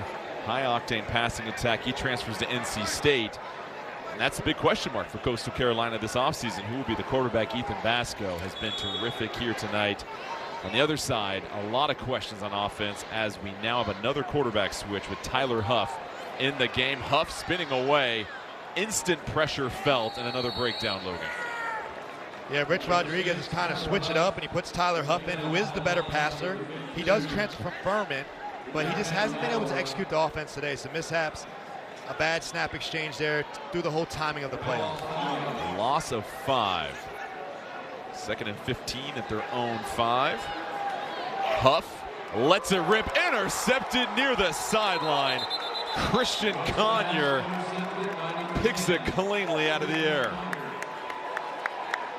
Jacksonville State, just no rhythm, mistake after mistake. Tyler Huff trying to force it there, and Conyer jumps up and grabs it, and he gets the turnover cloak. The cloak has had a lot of uses this evening. It has. It's waterproof as well. You see the water spraying all over it. So Conyer here, a corner who had his eyes back in the backfield and saw the overthrow. Corners, if you're watching this, it's always great in zone coverage to look at that quarterback and you're able to make plays on balls like that, or just missed throws, bad time throws. It felt like Huff already decided where to throw that no matter what. Simpkins, the running back, trying to get free, gets wrapped up, but some more laundry lands on the field. Holding, offense number 33, 10-yard penalty, remains first down. So rare penalty on the offense for Coastal Carolina. You know, I was going to talk about, I was once in a game down in a Super Bowl, down 25 points in the third quarter, and we came back and won. But I don't see Tom Brady trotting out here tonight. So Jack State's going to have to do it some other way. What was that halftime conversation like? We were past the speeches. Okay, you just got to come out and play better. Yelling and screaming is not going to come back from 25, 28 points. You got to play better, and that's what we were able to do. And Jack State needs to do that as well. Vasco, quick throw. It's the tight end Barong once again, so back-to-back completions for him on the last 2 drives.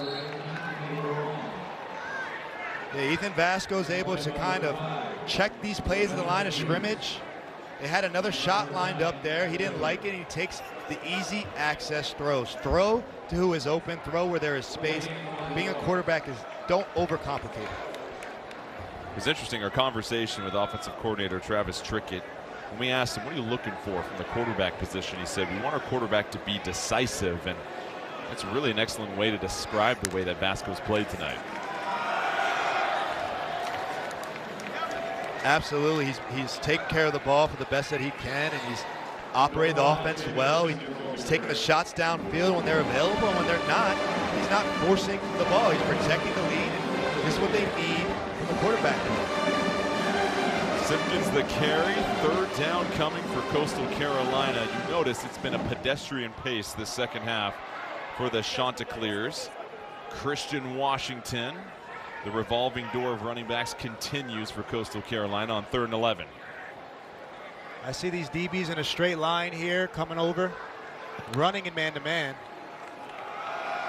The handoff to Washington, trying to get to the edge, quickly met, nicely contained there by Pat Taylor. That'll make it 4th down. And I don't think we should be, you know, concerned or confused by the positive or conservative play calling. No need to force anything here. You have a huge lead, and run the ball. You have field goal position. Get a field goal and see if Jack State can. Cade Hensley to step up for a 39-yard field goal. Coming into this game, 27 was his career long. He already hit from 49 earlier in the night. This time from the left hash, draws it perfectly in, and Coastal Carolina builds the lead to 31. It's 41-10. We'll step aside as the home team still searching for solutions. Brent Stover in New York, apologies for technical difficulties on our last update. Grayson McCall and NC State trailed Western Carolina in the fourth, but they reeled off 2 quick touchdowns, and now they lead 31-21. Back out to you guys. Thank you so much. We've got a 41-10 game here. Coastal Carolina has came into Jacksonville. Has had no issues whatsoever moving the ball. The defense has been stout. They've forced 3 turnovers and now in total control of this one. As they get set to kick off, Liam Gray will kick it. Michael Petway back to receive alongside Trey Stewart for Jacksonville State. And I go back to the offense here, Logan. They have just been methodical in the way they've been able to move the ball. Ethan Vasco picking and choosing his spots. And they've felt really no resistance on that line of scrimmage. But as far as the quarterback play for Jacksonville State, that's been the biggest issue for the Gamecocks. Yeah, they have not been in control. I talked about that fast car they have, but it's not starting right now. It's mistakes, interceptions, bad reads, forced fumbles, ball all over the place, mishaps. They're just not able to get out of their own way. That's been the issue today. And they're giving the ball away, and it just, Rich Rodriguez is not happy about it. He has a platoon of quarterbacks, and the question is, if you have 2, do you have any?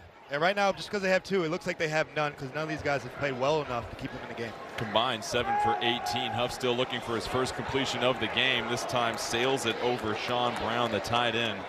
Couldn't get free from Braylon Ryan, who was in coverage. Yeah, Sean Brown is a very good player on the Mackey watch list. It's not an accurate throw to give him a chance. These quarterbacks need to give these guys a chance. There's good playmakers on Jack State. 2nd and 10, and one thing to keep an eye on, the rushing yards for Jacksonville State. They have ran for 100 yards in 24 of 25 games underneath Rich Rodriguez, as Huff will pick up a few more to help out the cause. Brings up 3rd down after the 9-yard gain. Coastal Carolina knew they had to stop the run today, and they've been doing a great job of that so far. Quick snap, the handoff, Lewis. Stopped short, so that'll bring up 4th down. I imagine you go for it for Jacksonville State. I don't know. You're really backed up here, but you're not able to get a yard. 1 yard is all you need. You're not able to get that, but Rich Rodriguez is on the ball, and he like you said, he has no chance, no choice. 4th down. Huff met near the 1st down marker. Looks like it was enough to get it. That'll move the chains. But it took everything, essentially emptying the tank there for Jacksonville State. Absolutely. Jack State needs to get on track. They need a big play. They need something to spark this offense. Just over 2 minutes left here in the 3rd quarter. Just 61 yards total in the passing game, 73 on the ground for Jacksonville State. This is a team that was top 3 in the nation in rushing yards last season. The cross across the middle, and that is caught near the perimeter. Jacob Barrick, the other reserve tight end. A nice catch in the first completion of the game for Huff. And that was a play with some rhythm and timing and an accurate throw, and now they're back on the ball. 9 yards, brings up 2nd and 1. Huff, the keeper, trying to bounce to the outside. Miles Woods coming up to make the tackle. Enough to get a 1st down, a fresh set of chains here for Jack State, and that's what they're fighting to do. And Coastal's not sweating it. They're protecting their lead. They might play a little bit softer because of the score. Andrew Paul steps into the running back position. Clev Lubin again subbing in, has scooped up a fumble already for Coastal Carolina. Huff rolling, redirecting traffic this time. Flips it, and that is Brock Rechsteiner. A few yards after the catch as well, too, and now some momentum for this Jacksonville State offense. Yeah, they got something going, and they need to. We know Huff is the better passer of the two, and maybe he just had to get the jitters out. It's his first game at this level, so cut him a break. 31 yards on the completion. And a miscommunication on the mesh. It looks like Huff having to dive on it.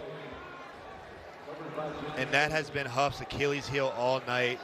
Handling the ball, simple handoffs, simple plays, something you've been practicing all spring, all summer.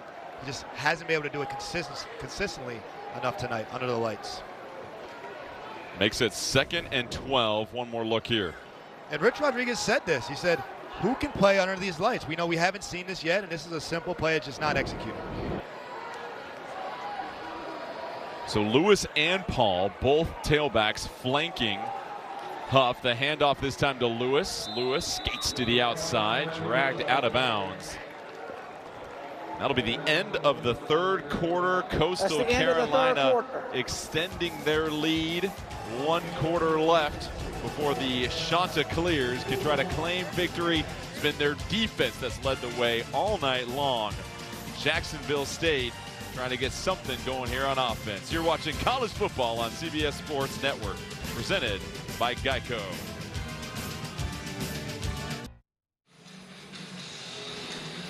Start of the fourth quarter here in Jacksonville, Alabama. Coastal Carolina with the 31-point advantage. Jacksonville State with the ball at this moment, but you look at the numbers through 3 quarters, and Coastal Carolina, the 398 yards, you can't necessarily pin entirely on the Jacksonville State defense.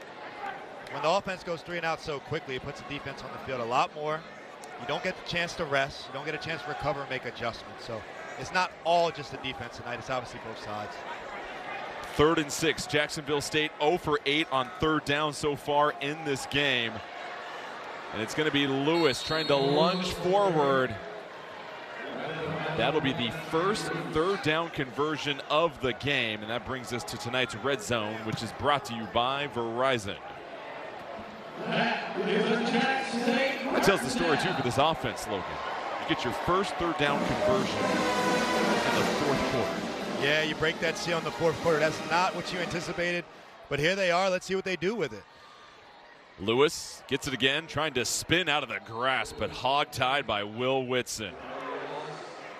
Will Whitson pointing at his nameplate. He has showed up tonight. He's made some big plays, and they know if you're going to run on the last play, you can't come back and beat us twice with that. They bring the pressure, and Will Whitson's there to stop him.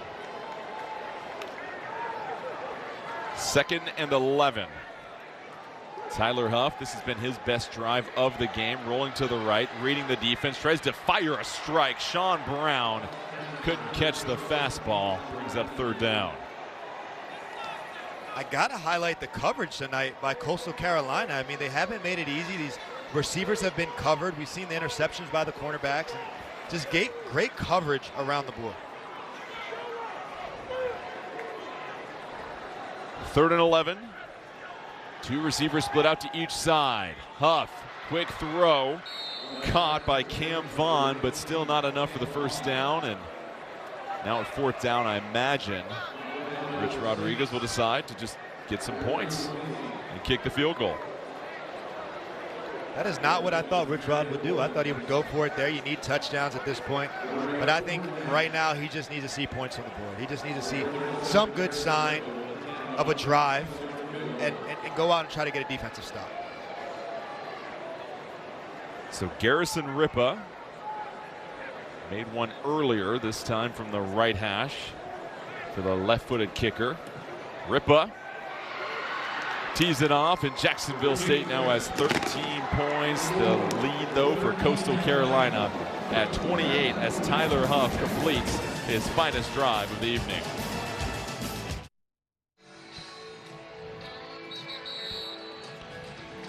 $13-10 left in this ball game. 41-13 lead for Coastal Carolina. Let's revisit the keys to the game, brought to you by Fresh Pets. Logan, you're a dog guy. Revisit these here. I talked about these earlier. Coastal Carolina, you got to come out and create turnovers tonight. Okay, we got 3 of them, and we scored points off them. Last year, we were one of the worst teams in the red area at scoring touchdowns. 4 trips in the red zone, 3 touchdowns. Jacksonville State, what else can go wrong? Let's set the tempo. Well, in order to do that, you need to convert 3rd downs and keep the ball 1 of 10 on 3rd down, 10%. Dominate the line of scrimmage. A top rushing team, 85 to 185. Nothing going right. Jacksonville State tonight. Washington will signal the fair catch. And the other thing for Coastal Carolina, they've been able to connect on all their home run opportunities, especially on offense. And you notice a couple of things about the Jacksonville State defense during those big plays. Yeah, Jacksonville State's defense has been all out on stopping this run, and that's making it easy for the offensive coordinator and the quarterback to notice of when to take the shots. And when they took the shots, there was miscommunication. The first touchdown tonight was miscommunication, led to a wide open touchdown. So miscommunication and a predictable defense has not worked out well for them. Ethan Vasco Coastal Carolina, they've controlled the ball for nearly 29 minutes out of this game. Christian Washington will be the back. Will get the handoff. Quick sprint up the field and gets a chunk of yardage on first down. Coastal Carolina is going to run this ball and crank this clock as much as they can. Take their time, protect this lead, try to get out of here safely. You give a lot of credit to this offensive line, nearing 200 yards rushing for Coastal Carolina. And this was a Jacksonville State defense that was very good against the run last season. Washington this time able to pick up the first down. And we talked about Jack State, the change of coordinator, right? New defensive coordinator, trying to keep similar schemes. We talk about terminology, how hearing a new word, especially early in the season, can be different for players. Consistency, blown coverage, stopping the run, none of it is where their marks were last year. Jacksonville State was only outrushed twice last year, and it lost both of those games. That was the Liberty and New Mexico State in Conference USA action in 2023. Here's Washington. 3 straight carries for him. And I will say, Alabama has been great to us. Jacksonville, Alabama has been amazing. The food has been good. The people, so welcoming. Had a great time, but these bugs are absolutely huge. I am ducking and diving up here. Well, we got to keep you on your toes your first game, and when we were going around town, it was unbelievable. I would tell people you picked off Tom Brady's last pass as a Patriot, and just the doors that were open, these social circles we were allowed into in our brief 72 hours, I think they even gave you the key to the city. No key to the city just yet. But we've had some great hospitality, a great city. We learned a lot about it. And I even saved your life when your car broke down, I believe. Yeah, I got a flat tire right after the coaches' meeting. And just like any great defensive back that has you when things get blown out, you were right there to scoop me up. And the chemistry developed immediately at that moment. Right on time. Luck is better than talent. I just was in the right place, right time. Little did you realize I'm now hiring you as my personal chauffeur for our 12 games together as another first down gets scooped up by Coastal Carolina. But I've got to ask you, having played on the field for all these years at that NFL level, you now step up. This view, what do you see differently from your perspective? Well, I'm able to see it from a coach's perspective, right? Almost like I'm playing a video game. I'm able to see both sides from up top, and you're able to see how the game slows down for me. It simplifies because I see the bigger picture. And it's a lot of fun being up here, and I get to give a player's point of view, right? I'm fresh off the field and how I see it, how I would do it, and how I would call it. So hopefully you guys enjoy it, and it's been a fun night. I learned a lot tonight. Well, Logan Ryan, a 2-time Super Bowl champion, 11 years in the NFL, one of Rutgers' finest as well, I must say. Stepping into the booth and just making it look easy like he did essentially everything else on the field. And you played for a variety of coaches and defenses, and you've been in that situation where you get a new coordinator or you're trying to learn some new terminology, and there's an adjustment, as we've talked about. Early season woes. I don't think this is what Jack State will be all year. They're too good for this.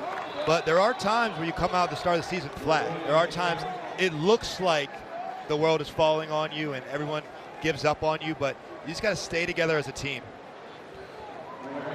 Darren Lloyd, 4th string running back, now getting a couple of opportunities in the game. And you look at all these players, there's still opportunities to figure out the depth chart and who's going to be called upon when injuries inevitably happen throughout the season. And it's great to get these opportunities in these live game moments. Absolutely. I mean, there's no preseason, right? This is the first time these coaches are seeing them, so these starters aren't set. I mean, Coastal Carolina has 65 new players. I believe Jack State has 50 or some. So see running back here, tries to make a jump cut, not so fast.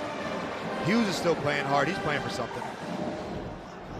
Well, for any team that's part of Conference USA or the Sun Belt, if you are Coastal Carolina, the new college football playoff has presented more of an opportunity than ever before to get to the highest level of the postseason, as we see an excellent pass and catch, scampering to the end zone for the touchdown. Jamison Tucker, the captain, a 36-yard touchdown catch, and Coastal Carolina continues to pour it on. Jamison Tucker, man, he has deep speed, high yards per game type of guy. Their most reliable, their best receiver. and they go back. They go back to this RPO concept. It's a run until it's a not, it's a slant, and Jack State has everybody in the box. That corner has no help. He's on the biggest island in the world because you're just trying to stop the run, and it's there for him all night, as we saw. Extra point is good. 35-point advantage for Coastal Carolina. The Chanticleers. It's a rooster that rules the hen house. They are the top bird tonight as they are cruising here in the fourth. Now let's switch to easy mode for the Geico play of the game. Logan, what do you see here? Let's talk about it, baby. RPO. I'm going to teach you some football here. It's a run-pass option. This running back has a run play here. But when I see all these guys in the box at quarterback, I know I have this slant route open all day. Let's run it here. All these guys are crowding a line of scrimmage. I put the ball in the belly, and I throw this slant right across the corner's face. A lot of green grass for Jameson Tucker to run, and he likes that all day, baby. That's an RPO. You can run that in high school, college, and the NFL. That is not going anywhere. That is a staple of football nowadays. So what's the adjustment for the defense? Because you've been gashed through the air, 249 yards from Ethan Vasco. How do you best defend against that? When you're going all out to stop the run, that's what they're doing now with this score. I hated this position as a DB because then I can get beat because I don't have a lot of help behind me. As a defensive back, I need to stay inside the receiver. I can't let him beat me across my face there. I have no help there. So if I'm going to get beat, I'm going to get beat on a different route than a slant route. And that's just, you learn that with reps, you learn that with intelligence, you learn that at a higher level. Flag on the return as the officials will meet near the 27-yard line to discuss. During the return, holding, receiving team number 82. 10-yard penalty for the end of the run, first down. All right, let's take you back to the studio for an update. Guys, Colorado's been in a tight one with North Dakota State in the fourth, but Travis Hunter, ridiculous catch right here. He's got 7 receptions for 132, a career high, 3 scores, buffs up 31-20 mid-fourth. Logan, I know you play a lot of NCAA football. Have you gotten Travis Hunter underneath your control yet? You know what? I've been playing a lot of Jacksonville State, Coastal Carolina, prepare for this game, but I'm about to after these 3 touchdowns. Well, this offense for Jacksonville State currently the fewest amount of yards on offense as the mishandle for DeMarcus Lacey has to try and make water into wine, and no luck there. But the fewest yards since putting up 156 against UAB in the 2021 opener. Yeah, they got to check these guys' gloves, man. Might have soap on their gloves. The way they're dropping these balls, simple exchanges. I mean, you can't even predict this.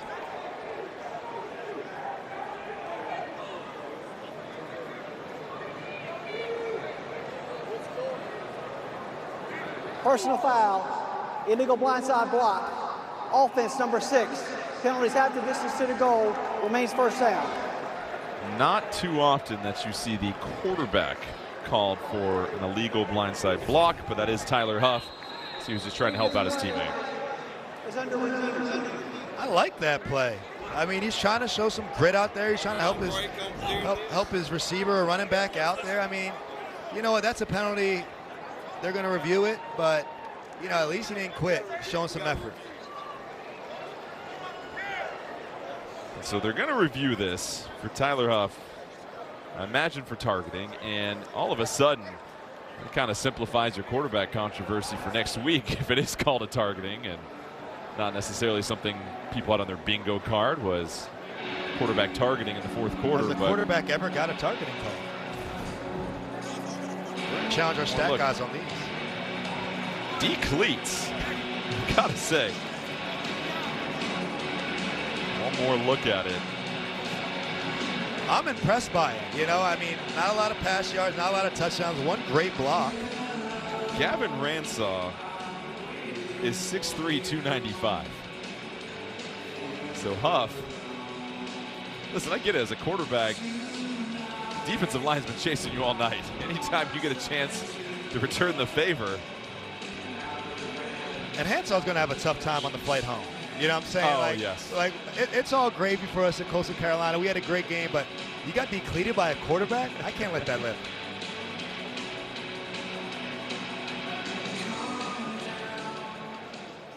After review, the rule on the field is changed to an incomplete pass.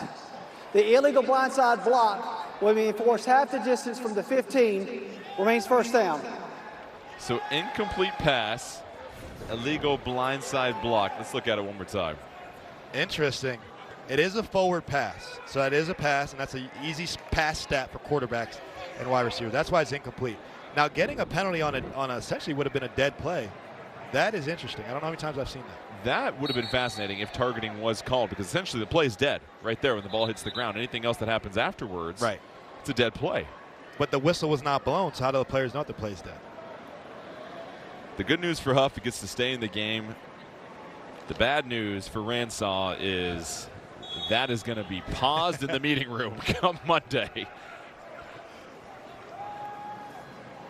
Here's Huff, nice little pass and catch. Michael Petway, a clean catch, shakes free the defenders, and Petway has nothing but runway in front of him, and a touchdown for Jacksonville State, 93 yards. Okay, Michael Petway, you're one of my guys when I play you on NCAA. I love you in the slot. You've been running this slant route all day. It's been behind you. It's been inaccurate. We got to get the ball in your hands, right? That's what we haven't been able to do today. A simple slant route. We put it right on his numbers, and he's able to do things with it after he catches it. And this is his offense. You got to get the ball to the playmakers. And Michael Petway is a playmaker. He hasn't gotten the ball tonight, but he got it there, and look what he did. 93 yards later, he's helping his team out. Easily the longest play of the night for Jacksonville State. And Garrison Ripa makes it 48-20, but Tyler Huff, the connection with Michael Petway. Big time play for an offense that has struggled throughout most of the evening. Some signs of life with plenty of season in front of them. You're watching college football on CBS Sports Network, presented by Geico.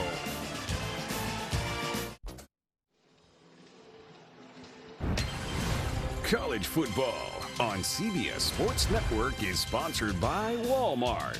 We don't just have everything, we have your thing. By Road, don't weaken. And by Reese's Peanut Butter Cups. These photos courtesy of Raquel Rodriguez, the daughter of Rich Rodriguez. She runs all the social media for Jacksonville State. Also designed the field. That is the old school Gamecock mascot. So they've decided to do this rebranding to be known as Jack State and to really differentiate themselves from a lot of other teams in college football. Also picked out the uniforms from the catalog. And for Rich Rodriguez, listen, this is a tough night. Fortunately, you have something that might bring a smile to your face when you head home, because he has got two furry little companions, Roxy and Rambo. I'll let you guess which one's a little bit more rambunctious than the other one. When I have a bad day at work, man, I want to come home to my dogs. They don't care what the score is tonight. Roxy and Rambo, Rich Rod, they'll be there for you tonight. Don't worry about it. Beautiful dogs. That is not hard edge. That is a little soft side of Rich Rod, which he might need after a night like tonight. Well, Noah Kim, the transfer from Michigan State, who started the first 6 games of the year before missing the final 7 due to injury, makes his first appearance, and the handoff to Christian Washington as Washington gets bounced out of bounds. Kim, 6 touchdowns, 6 interceptions. Obviously a bit of a tumultuous year for Michigan State last year, but now gives them another option with experience at that quarterback position. Yeah, we prepared to see him tonight. We didn't know what quarterback was going to go, but Ethan Basco obviously secured his job and did a great job tonight. And Noah Kim gets in and get a chance to play. So great circumstance for him. I know he's a great passer. He's a Michigan State transfer, and he gets some experience here tonight, which is good for him. Completed 57% of his passes last year for Michigan State. Was Big Ten Offensive Player of the Week in Week 2 as Christian Washington gets brought down. His 5th year of college is Noah Kim. And we talked about the transfer portal for a lot of players, and an example of some guys that were recruited by that group of 4 that come down. Andrew Paul, the running back for Jacksonville State. You said there's something strategic about getting a chance to get some game film out there to really help yourself and give you an opportunity in your career. I mean, both these programs came off great years last year. So if you're not playing at the school because, you know, for whatever reason, right, and you want to get some experience, it's not bad to come down, play, get a year of tape. everything is year by year now in college, right? Whether you like it or not, it's been like that for coaches for years. They're hopping in the portal for years before they had a portal. So these players get a chance to go to a level where they can play at if they feel like that's best for them and take that tape and then see where that goes next year. It was fascinating. When we were talking to Tim Beck, he said, I was a coach for a long time before I finally became a head coach, and it's amazing how much the game has changed in the last couple of years. When we played, we had nil. Now the guys have NIL, and you've got tablets, you've got communication. So much has changed for so many of these coaches. They've had to be so quick to adapt to a landscape that seems like it hasn't settled yet. Yeah, the coaches say every year it's a new team, right? 50 new players, trying to teach them what you do. But these kids understand the power of what they're worth, and they understand the power of football and the money that generates. So they're thinking more individually now. That's just life. And I don't know you can knock them. They're just trying to do what the rules allow them to do. We have a Jacksonville State defender down, finally sitting up. That's Prater, number 96, Darrell Prater, the redshirt sophomore from Fort Payne, Alabama. But Rich Rodriguez talked about it as well, too, the culture that they have at Jacksonville State. We make sure players fit our culture. It's not the other way around. We want to treat everybody the same way, and I think a lot of teams that can quickly bring in players and get them to buy into the culture and play consistently, those are the teams that we're seeing have the most success in what is essentially free agency in college football, where the rosters look so different every year. Yeah, Rich Rod's been around a long time. He's coached some NFL prospects and great players, so he's not changing his culture for anybody. Let's send you back to the studio for another update. Tell you this, guys, North Dakota State not going away in Boulder. Cam Miller has had a big night, takes off for a 20-yard touchdown run here. They did fail on the two-point conversion, 2:19 to play. Colorado 31 and the Bison 26. And you would guess at this point they'll go for two. So Colorado again, some early season fireworks and drama in their games. This game tonight, not so much. Coastal Carolina has dominated on offense, and the handoff and nothing but green grass. Darren Lloyd finally brought down at the 10-yard line. But these offensive linemen in the running game just gashing Jacksonville State. Unbelievable job tonight running the ball. Darren Lloyd downhill. We have these two pullers coming over, and he just got speed. He's got an open lane, no one in front of him. Again, it could be a miscommunication. It could be that Jacksonville State has so many people at the line of scrimmage that there isn't a second level to the defense. 52 yards on the carry, and now Noah Kim has got his team in the red zone.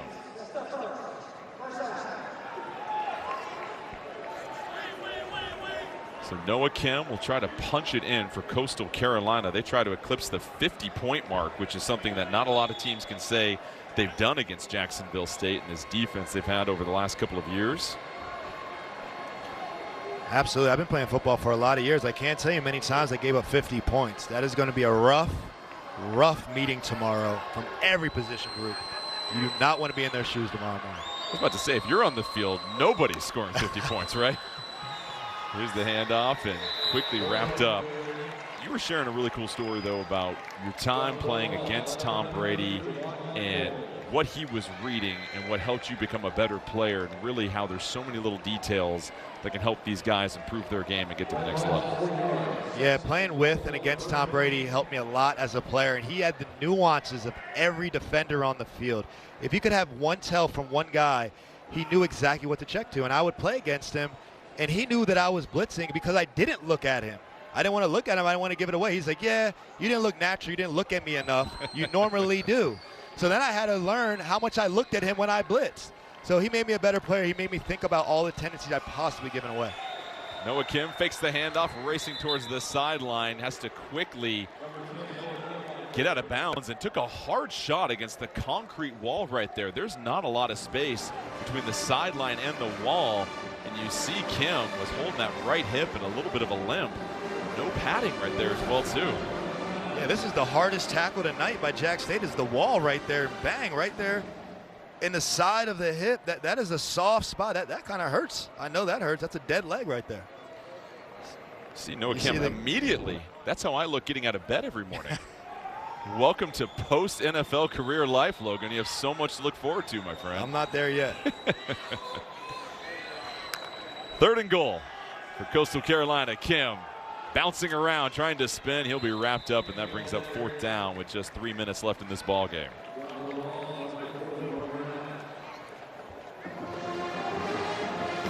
Noah Kim taking care of the ball. Not going to do anything too crazy. Now, how does it feel for you? I know you've had a couple of seasons where you joined teams late in the year, but to be officially done, how does this time of year feel for you now? Man, it's amazing, man. It's new time. I've always been in a training camp since I was 8 years old, so I got to see what the month of August was like. That was pretty cool. And I'm excited. I accomplished my goal as a player. I won championships. I've made money. And speaking of money, Noah Kim, a dart to Seneca McKee, drops a dime, and Coastal Carolina 54 points now. Seems like no matter who's underneath center for Coastal Carolina, they're having no issues of getting the ball down the field. It's all money on Coastal Carolina's offense. Noah Kim, Seneca McKee.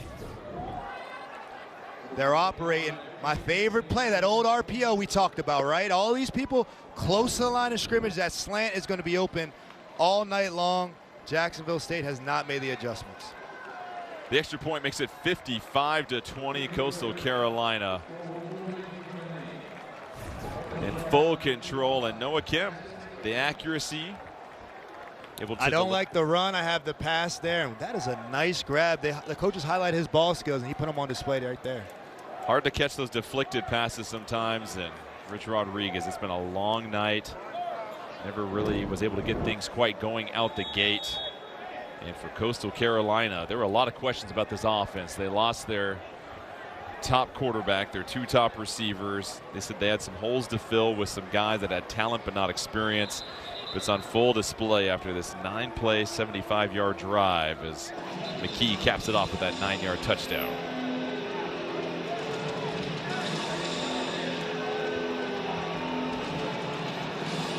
What's the takeaway for Jacksonville State? Obviously, there's a lot of football ahead of them. It's a long season.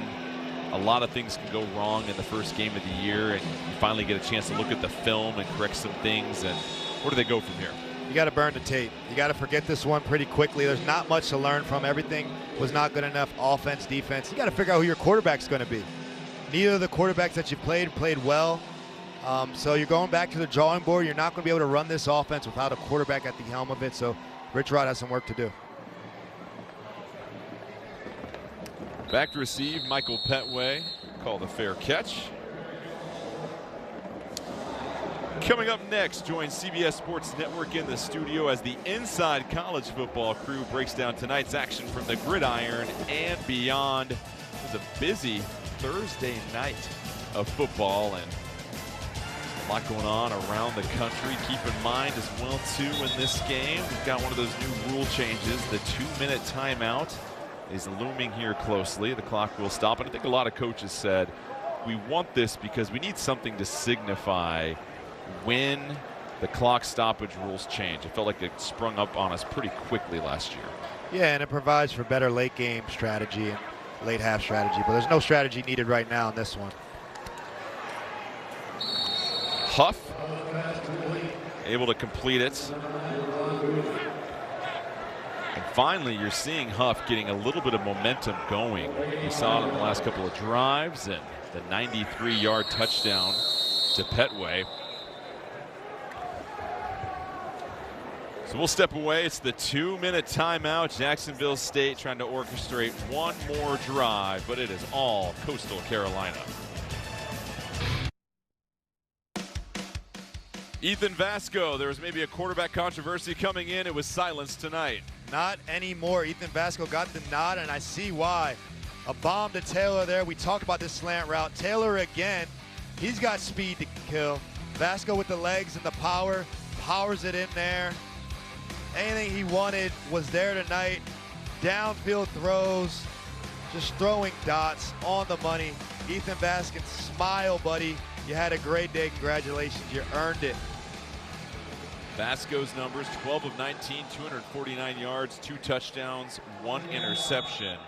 Was the MVP of the Hawaii Bowl. We talked about his efficiency last year, 7 touchdowns, 1 interception.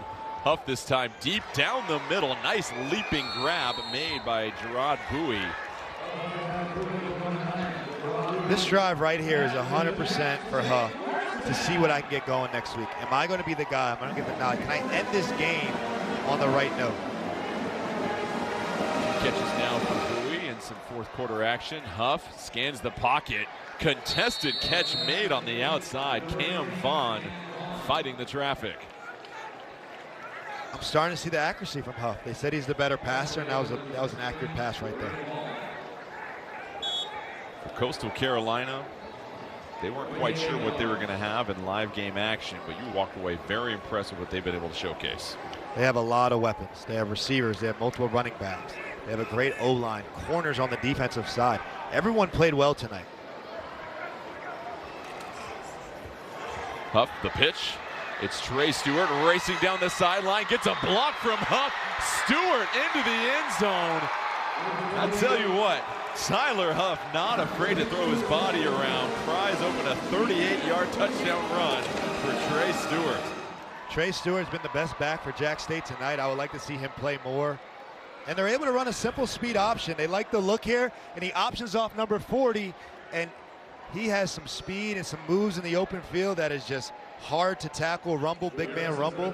He's been the spark plug for them tonight. Not a lot of spark, but enough. Trey Stewart. And that was a critical run because Jacksonville State had rushed for over 100 yards in 24 of the last 25 games underneath Rich Rodriguez.